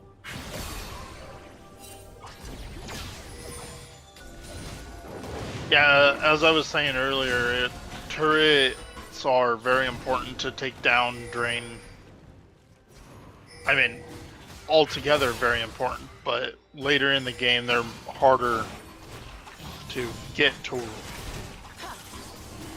I see what Drain they're doing. depths. I think this is an intelligent way of trying to take this. If you notice, Lee Sin's just sitting here not going in there.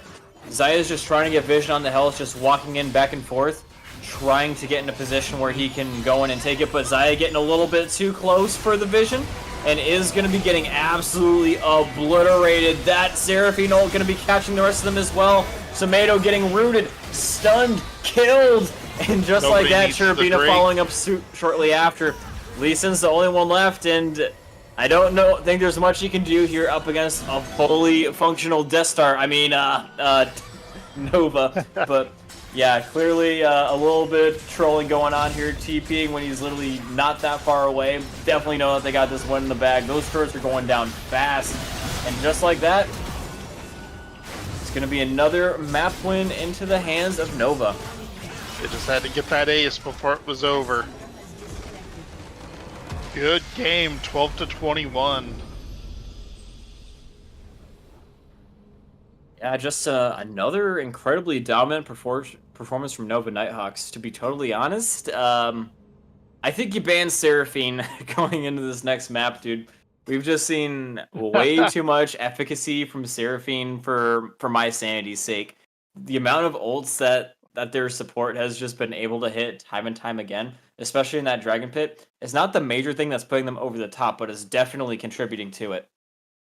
Absolutely, I do agree. Her CC potential is out of the box, so good against the opposite team. And yeah, if we don't see her banned in this next next game, I'll be surprised. I mean, yeah, definitely a player that you want to be banning now. But yeah, aside from that, I feel like they just need to go for a little bit more strength in terms of their overall team comp together. Like I said, they picked a lot of their picks seemingly to win lane, like the Rumble into the Malphite. That's pretty clear cut, or it should be pretty clear cut. We'll not talk about how that laning phase went, but yeah. Aside from that, Corki into Yone, it's pretty straightforward. You survive as Corki into the late game. Yone can't touch you as much, and you can hit him pretty good from a distance. You can prevent. You can bully him off of a lot of CS. If he tries to disrespect your range, then you just kill him. And so, yeah, the idea there was definitely there. I saw some semblances of a good plan coming in there from RLC, but just the pieces didn't really necessarily come together very well, and the execution of the plan definitely was a little bit better executed by their opponents in terms of their own win con, obviously, as they won. But yeah, looking at things from an overall macro perspective, I feel like they need to be a little bit more. Just again, the ease of execution is just not quite been there for them in either of these maps. Yeah, I do agree. And with we won't talk about that laning phase from Rumble. It was rough to see on the him getting bullied from the laning. But Yeah, and to his credit, he wasn't necessarily getting bullied by his laner, but he was correct. getting the treatment from I mean, from Shinzao. Zen didn't die. He was 11-0 by the end of that game. Oh shoot, you're right. 12, On 0 top and of the 3. ace. Yeah. The That's Zen, if we don't see a Zen ban or a surfing ban, I'll be surprised, and then we'll definitely see what happens in the next game. Yeah, I mean, we will see what happens in the next game, ladies and gentlemen. We're going to get that draft coming right at you after this break.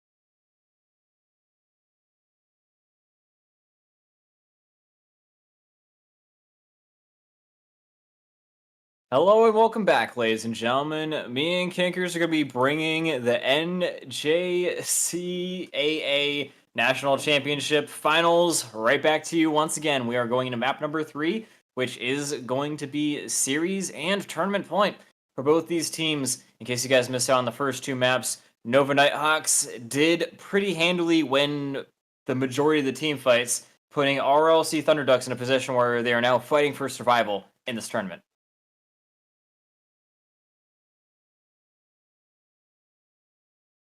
Sorry, I did run into technical difficulties there on my end.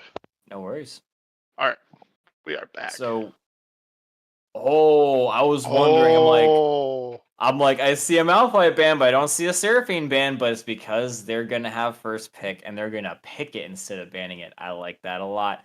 And so, yeah, Nova Nighthawks are gonna be responding to that with a Gwen pick, which makes a lot of sense. It went pretty hard for them the last time, and it does give them a little bit of survivability up against a lot of Seraphine's kit.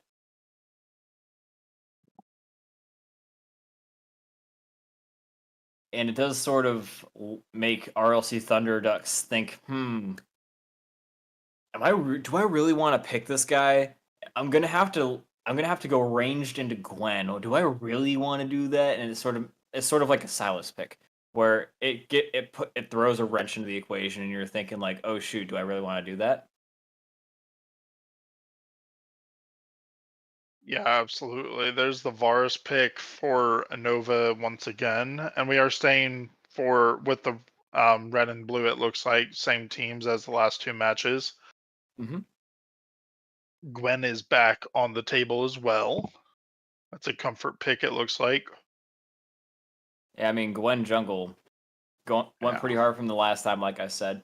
And yeah, I mean, Seraphine Misfortune, it's a pretty nasty combination in the bot lane. Seraphine hits her ult, Misfortune's got a guaranteed couple of seconds on her ult. So, and yeah, towards the late game, that could be absolutely killer, especially if they land one thing and Misfortune is just going to be eating up the entire enemy team. Gleason, mechanically, was pretty great for RLC Thunderducks the last time, so not too surprised to be seeing it brought out again.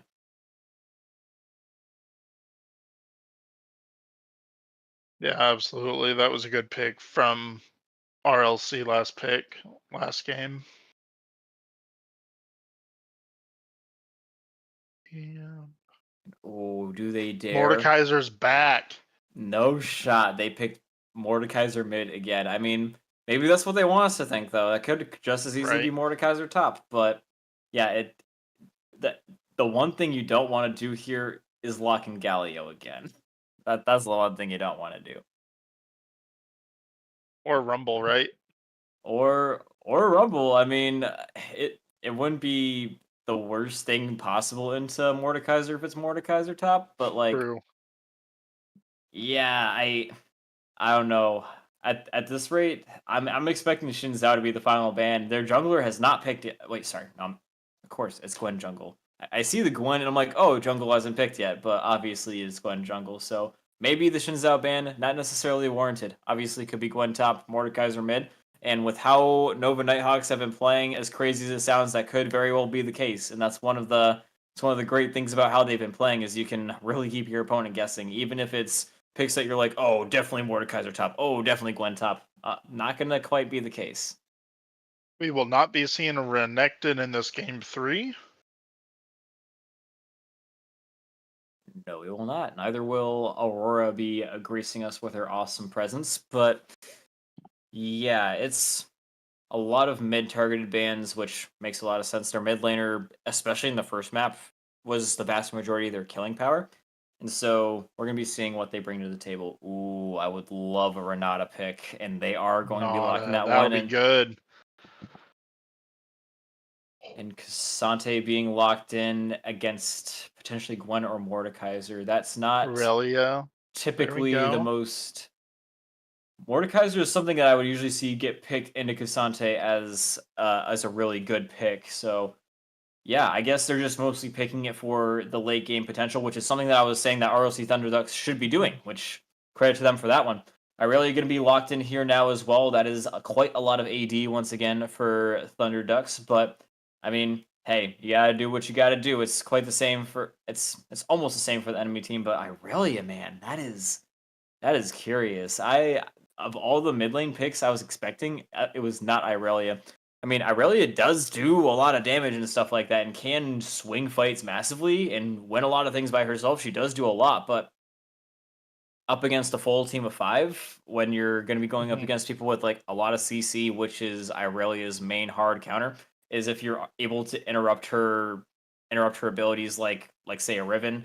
If you just interrupt her just a little bit, then starts to become a lot less effective. So that's my main worry for Thunderducks. But again, I I think this comp is the best draft that we've seen them have so far. Absolutely. And then Nova, we've got the J4 lock in with the Mordekaiser. That'll be a good combo after level 6. Yep, and it is going to be Mordekaiser mid. Absolutely 100% confirmed, I do believe. Oh my god, no. It's not necessarily going to be guaranteed Mordekaiser mid. It really could be Mordekaiser mid, or it could be Gwen mid. It really does depend. I do feel like it's going to be Mord mid though, because Gwen up into Cassante is going to be a lot more of a fun time than Gwen into Irelia. They're both attack speed stackers, but Irelia being AD and auto attack based, she's gonna absolutely eat Gwen alive in the first couple of levels. So, and Irelia getting ahead in the game is something that you absolutely don't want. Mordekaiser can deal with that a little bit more effectively. So, yeah, I wouldn't be shocked if we saw the Mordekaiser run back in mid. Yeah, I do agree. But yeah, I think that Mordekaiser is going to be in mid, and then Gwen top. Yeah, or we could see, like something straight out of the Baus FFS stream and see J4 top. I don't know if you guys have ever seen that guy, but he likes to do some interesting picks. And what would also be Hmm. interesting to me is if we saw something else that the Baus does in API Aurelia. It's something that I've seen, but like not in any serious capacity. But ladies and gentlemen, we've got our drafts. RLC Thunderducks are definitely throwing down the gauntlet. They came to play, and they're not laying down and dying just yet. And so we'll see if they can take it to Nova Nighthawks and make a competitive series out of this right after this break.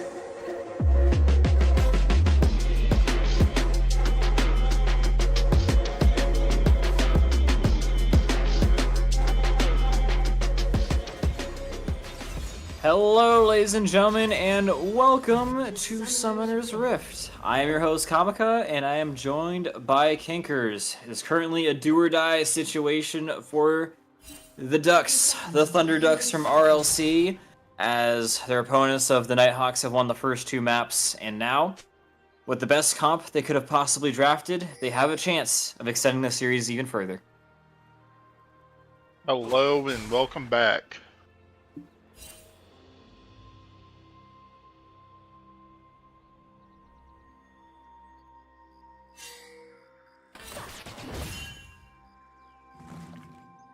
Yep, and Looks so like that we... we'll Go ahead. get a ward down from red side into the blues red. That's a tongue twister.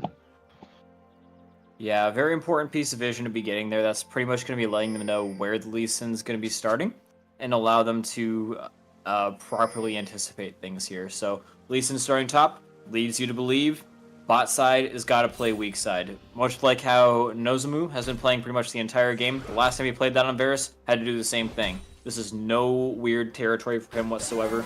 Perfectly comfortable to play like this. Actually, J4 starting top side here as well.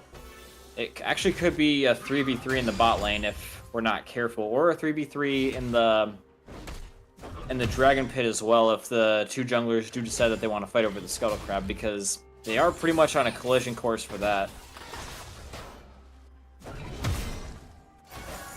And now, the interesting thing here as well is I was wrong about it being Cassante top. It is actually going to be Cassante mid. And, I mean, it makes sense. Yeah. Well, it looked like that they were going to be, but... Yeah, they just decided to full on lane swap. Yeah. If you notice, the mid laner is playing top. Samedo usually does play the top lane, and he was thoroughly thinking about putting Cassante top, but they saw the matchup and they're like, maybe not.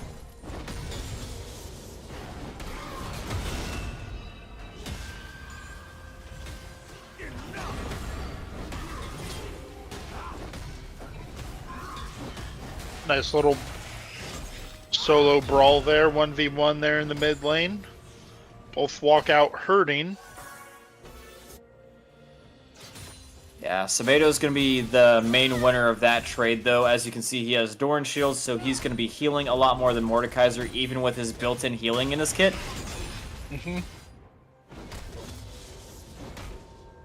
And Irelia just having a little bit of a hard time due to the fact that Doctor was able to hit level 2 first and is playing in his preferred lane.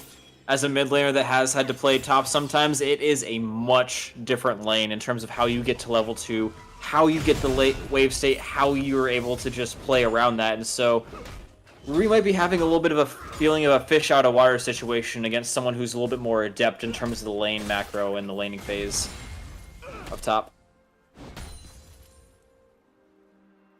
Looks like Gwen is recalling and teleporting back in on top.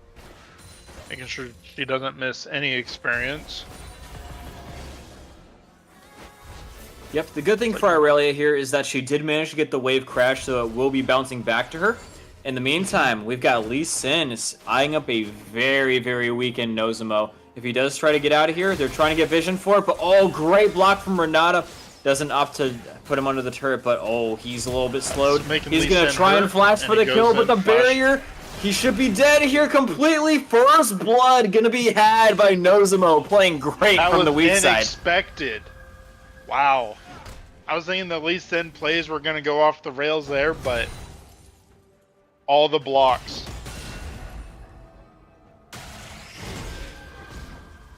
Yeah, I mean, it was equally as well played from Renata as it was from Nozomo. If he had gotten hit by that Lee Sin Q, he would have pretty much instantaneously died, jumped back onto the Misfortune, and been pretty much out without really any unfortunate consequences. What is the word I'm looking for there?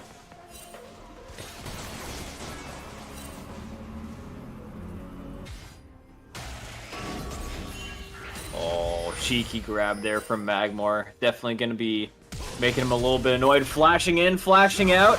But oh, flashing in once more and getting the final auto. Mordekaiser once again throwing down the gauntlet and showing his dominance in the mid lane.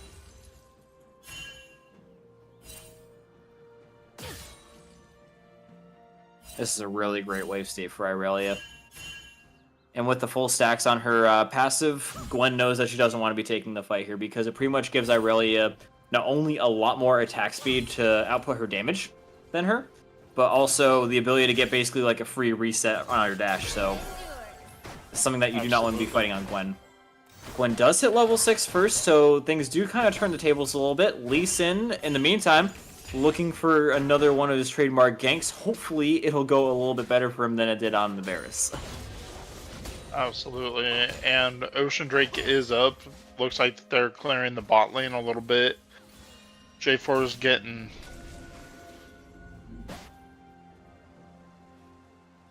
looking a little bit behind enemy lines for a moment, but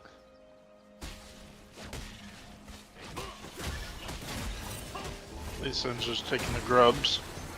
Yeah, this is a smart play from him, playing it safe. J4 nowhere to be seen. He was just in his topside jungle, so he knows he's not up here. Going to be likely calling out for his bot lane, but I guess the bot lane is going to be getting completely collapsed on by 3 people. Misfortune going to be slowed, but should still be able to get out of here. Going to try and get this kill, but he's not going to be able to get it in time, so Varus is actually going to be going down. And it's actually because Mordekaiser took her into the realm of death that he's not able to get that. A little bit of a potential save lost due to communication, but, I mean, still, a kill is a kill.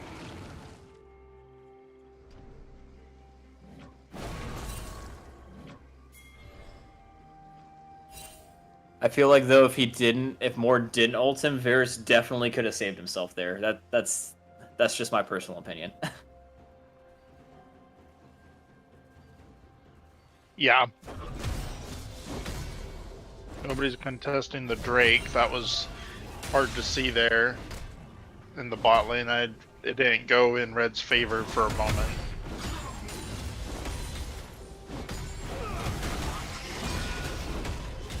I like these little duels going on in mid lane. Yeah, they are fights that Mordekaiser, especially with his damage increases, should win, but unless he goes all out like he's doing right now, Mordekaiser gonna need to use a shield, but oh! Cataclysm comes out! Perfect timing for the Cataclysm, like you said. Gwen Needles out, trying to get the better of Rui. Rui now going to be ulting here as well, but unfortunately going to be just going right back into his own death. Doctor definitely going to be showing him why he has his PhD in laning topside. Give him the full thesis on how to wave control in the top lane. ADA format. Yep, APA format. Satanist sources and everything.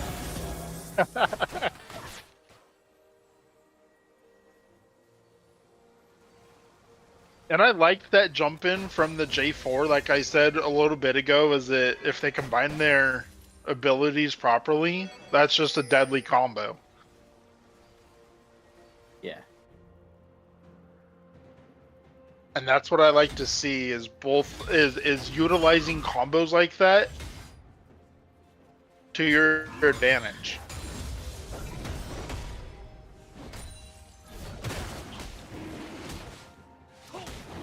Lee Sin trying to quietly take this dragon, but without any prio in the mid lane, he's pretty much going to be forced off of it.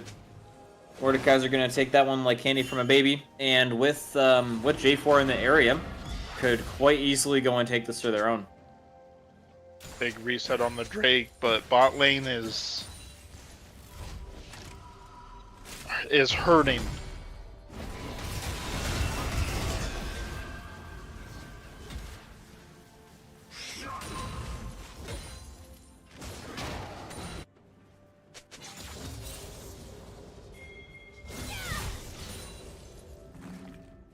Yep, J4 now going to try his hand at things, and Cassante, with his lane pretty much completely lost, is going to try and help Rui out in his own lane. Rui going to be able to get the stacks on up, going back on in, full stacks, and Cassante is going to be going all out when trying to get out of here, so can't quite get hit from a distance.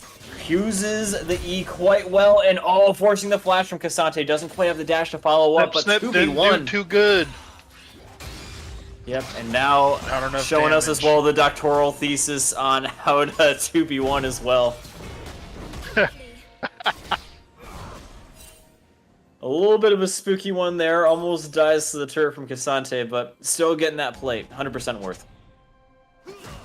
J4 got the Drake. Big Ocean Drake.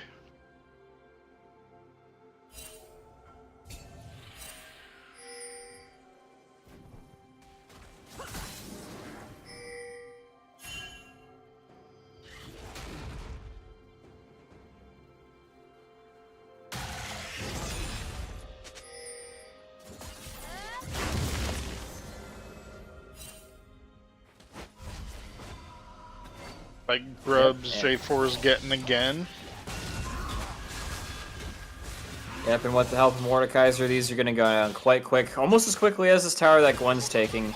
Lee Sin going to try and stop her from getting this next plate here as well, but that grub burn, she might still get it anyway. It's going to come down to slight margins. Absolutely. She did not get that last plate, just barely not enough grub burn on it just yet. We'll get it before the Honestly, timer she might get the whole turret before the time is up, honestly. I'm not sure if this lane swap is it totally, dude. It's there's definitely something to be said about the matchup, but it's another thing to be said about knowing how to lane in the lane that you're playing in. Absolutely. Ooh, Yeah, everything lane gank changes, coming in here especially from J4. Playing a couple games in top and then you switch. You're just not 100% familiar unless that is your main. Yeah, as someone who has played both lanes, mid lane being a lot shorter of a lane, you don't have to really worry as much about messing up your wave, just because typically you can fix it. But in top, if you mess up your wave, you're dead and you're gonna lose the entire game. But Rui is gonna be just barely lands on with the flash. The flash and dash with max stacks is gonna be able to get one back onto the Gwen. That's a shutdown as well. Clearly paying attention when Doctor was given his presentation on how to 2v1 there. Clearly. cited sources from the wiki. Yep. Looks like J4 wants to go back in. Oh, that's a taunt from Aurelia. Oh man, I feel so bad for this Cassante. Mordekaiser with this Rylai means that even though it's a very short lane, he's not going to be able to get away from him easily at all, just taking tons and tons of damage. Roxy definitely going to drop a flag down on him. And even going for the Cataclysm? And he secured the kill, but ended it with the turret damage. 100% worth it for Aurelia, dude. Like, Misfortune ult didn't go off as planned. Mordekaiser cleaned house bot lane. Mordekaiser didn't need a ult. Oh, he did ult there. Did he take Misfortune? Yes, he did, as we can see here. That's what the... Yeah.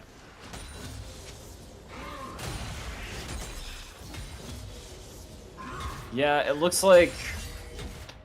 Yeah, things not quite going too well for the underdogs here, unfortunately for them. They do have 3 out of 6 scrubs, which is not bad. That's more than they got the last time, but it's definitely going to require a little bit more than that. Their comp is not necessarily late game, but I really definitely fits in that category. Cassante does, but man, I'm starting to kind of struggle to see the win con here a little bit. Irelia is starting to do some good stuff.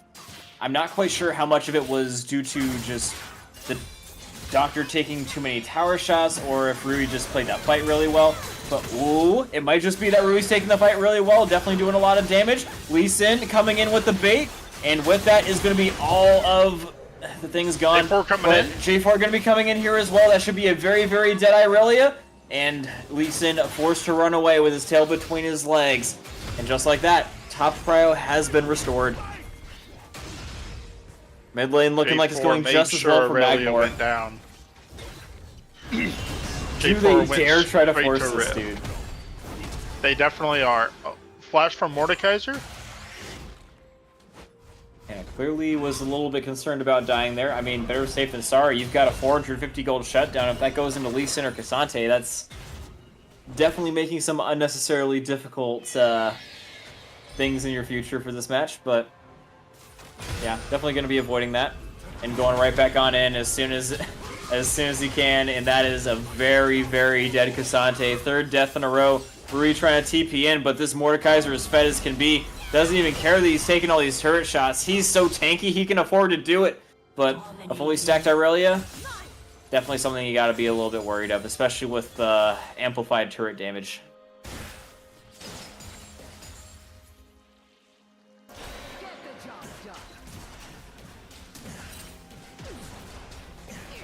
Got bot turret going.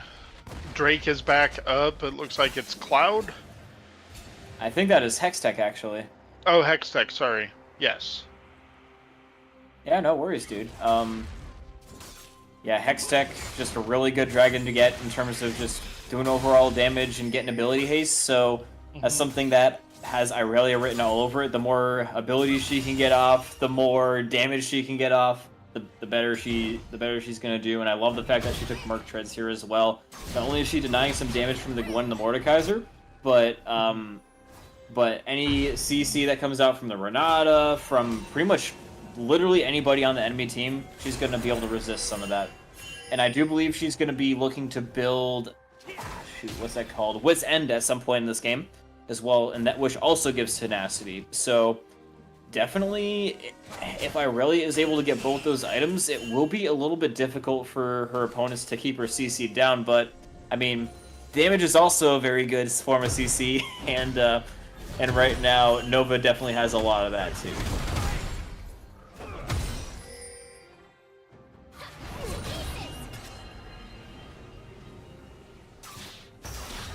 Looks like Drake is going to red team. Maybe if they're... No, they all walked off of it. Honestly, 0% shocked if it does. They've got perma cryo mid, they've got control over bot turret, and so all Varus has to do is just get lane prio here, and it's pretty much free Drake. I think they're just a little bit cautious of the Lee Sin steal and the potential of the Irelia roam down. But yeah, in terms of if it just comes down to an overall team fight, obviously they are favored to win that. But I think they're just mostly worried about a steal. Absolutely. Which is why you can see they've got that deep ward there. To try and anticipate Lee Sin's positioning and see him before he goes there. And take away any vision and intel that he could possibly have of the Dragon's current HP. And taking no chances, they're about to get their second Dragon of the game.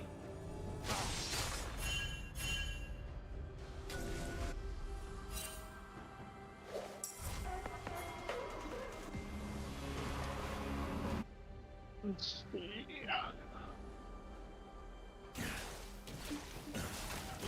Got Lee Sin back in on top lane.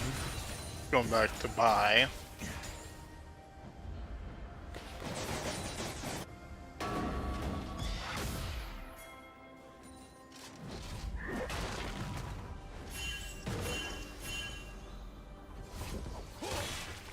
Yep, and here we have again the issue of the Fed Mordekaiser split push. Irelia is now going to have to deal with this pretty much for the entire rest of the game. Irelia is the kind of laner that can do a little bit of both, a little bit of split pushing or great team fighting, which you don't really see in a lot of characters. But Irelia definitely has both those things. But definitely in situations like this, would love to be getting involved with the team fights. The one with the most gold on the team. Definitely don't want to be getting Cataclysm one comes on the out, sideline. and here comes a Mordekaiser. But a teleport from the original. Catches. Taken into the realm of death. Should be very easily able to kill Rui in a 1v1 scenario without any help from the rest of his Lots of teammates. things are going on right now. Oh, Cassante going all out, even with the Irelia power, does go down, and that is a huge, massive gold shutdown going in the hands of Cassante. He's feeling himself, ladies and gentlemen. He's going for it, but the double knockup from Roxy and the slowdown and the join from Varus could be meaning a total turnaround in the fight. Down goes Lee Sin, and the all-out period is over for Cassante. Yep, and all the while, Gwen going to be split pushing in the bot lane. Cassante might be able to take one with him. Unfortunately, misses the Q. I don't think that kills anyway, but like you said, Gwen just running amok in the base. And so, winning in pretty much every single aspect right now. They popped the rift and took the 2 turrets, including the inhibitor, at the 20-minute marker. Yeah, that is pure pain for RLC. I normally like to try and look on the bright side of life, dude, but it's starting to look a little bit grim. It's looking a little bit doomed. 9.5k gold difference right now. Let's see how much gold Mordekaiser has. Yeah, you're looking at almost 9.5k from Mordekaiser just alone. That's like 2,000. That's almost a whole item. And you have the support being 0010. That's huge. Yeah, one thing I do have to say about Steve is even though I haven't really said his name a whole lot this game, I really admire how he's been playing. Just been pretty much always very, very useful. 0010, exactly what you want to be as a support. And as I'm talking, Cassante is taking another fight with Gwen, which Gwen is looking to absolutely eat him alive. That percent health damage up against Cassante is absolutely brutal, and he goes down again. This should be yet another turret, nice and easy for the Glen.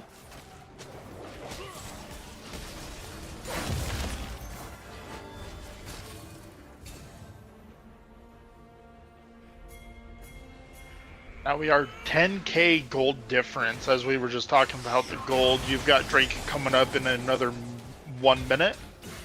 Baron to fight for. Gwen's placing some vision, it looks like. And looks like Red is just going to go straight to Baron.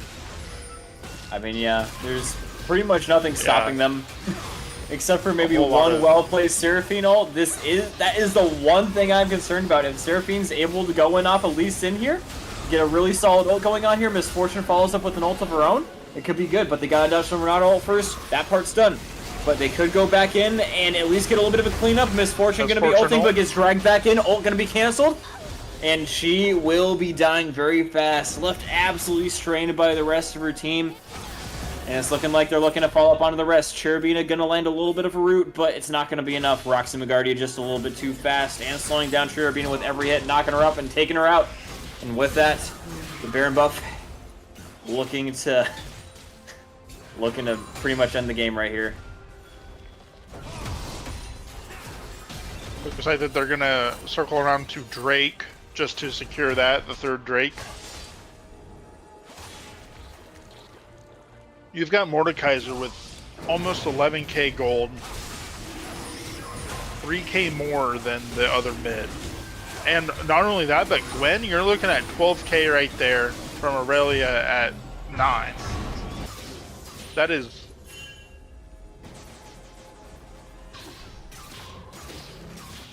Yeah, this is an absolutely merciless performance from Nova. Definitely looking like the better team in more ways than one currently. They're out-macroing their opponents. I don't know. I could pretty much give them every single superlative possible and it would absolutely fit. So, yeah, it just really does seem like a matter of time. Obviously, there is...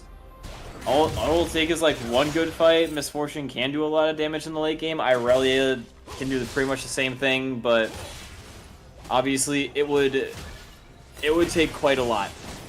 But I'm open for it. I'm here for it. J4 looking to harass him, just gonna try and walk up and smite it on away from him, but that's not quite gonna be happening. In the meantime, sieging going down. Gwen gonna be going for the split push. All they have to do is just really stand right next to the cannon, and that turret's eventually gonna go down. Onus going to 100% be on RLC to make something happen sooner rather than later, because if they just sit here and try and defend the turret from a distance, they're gonna lose it.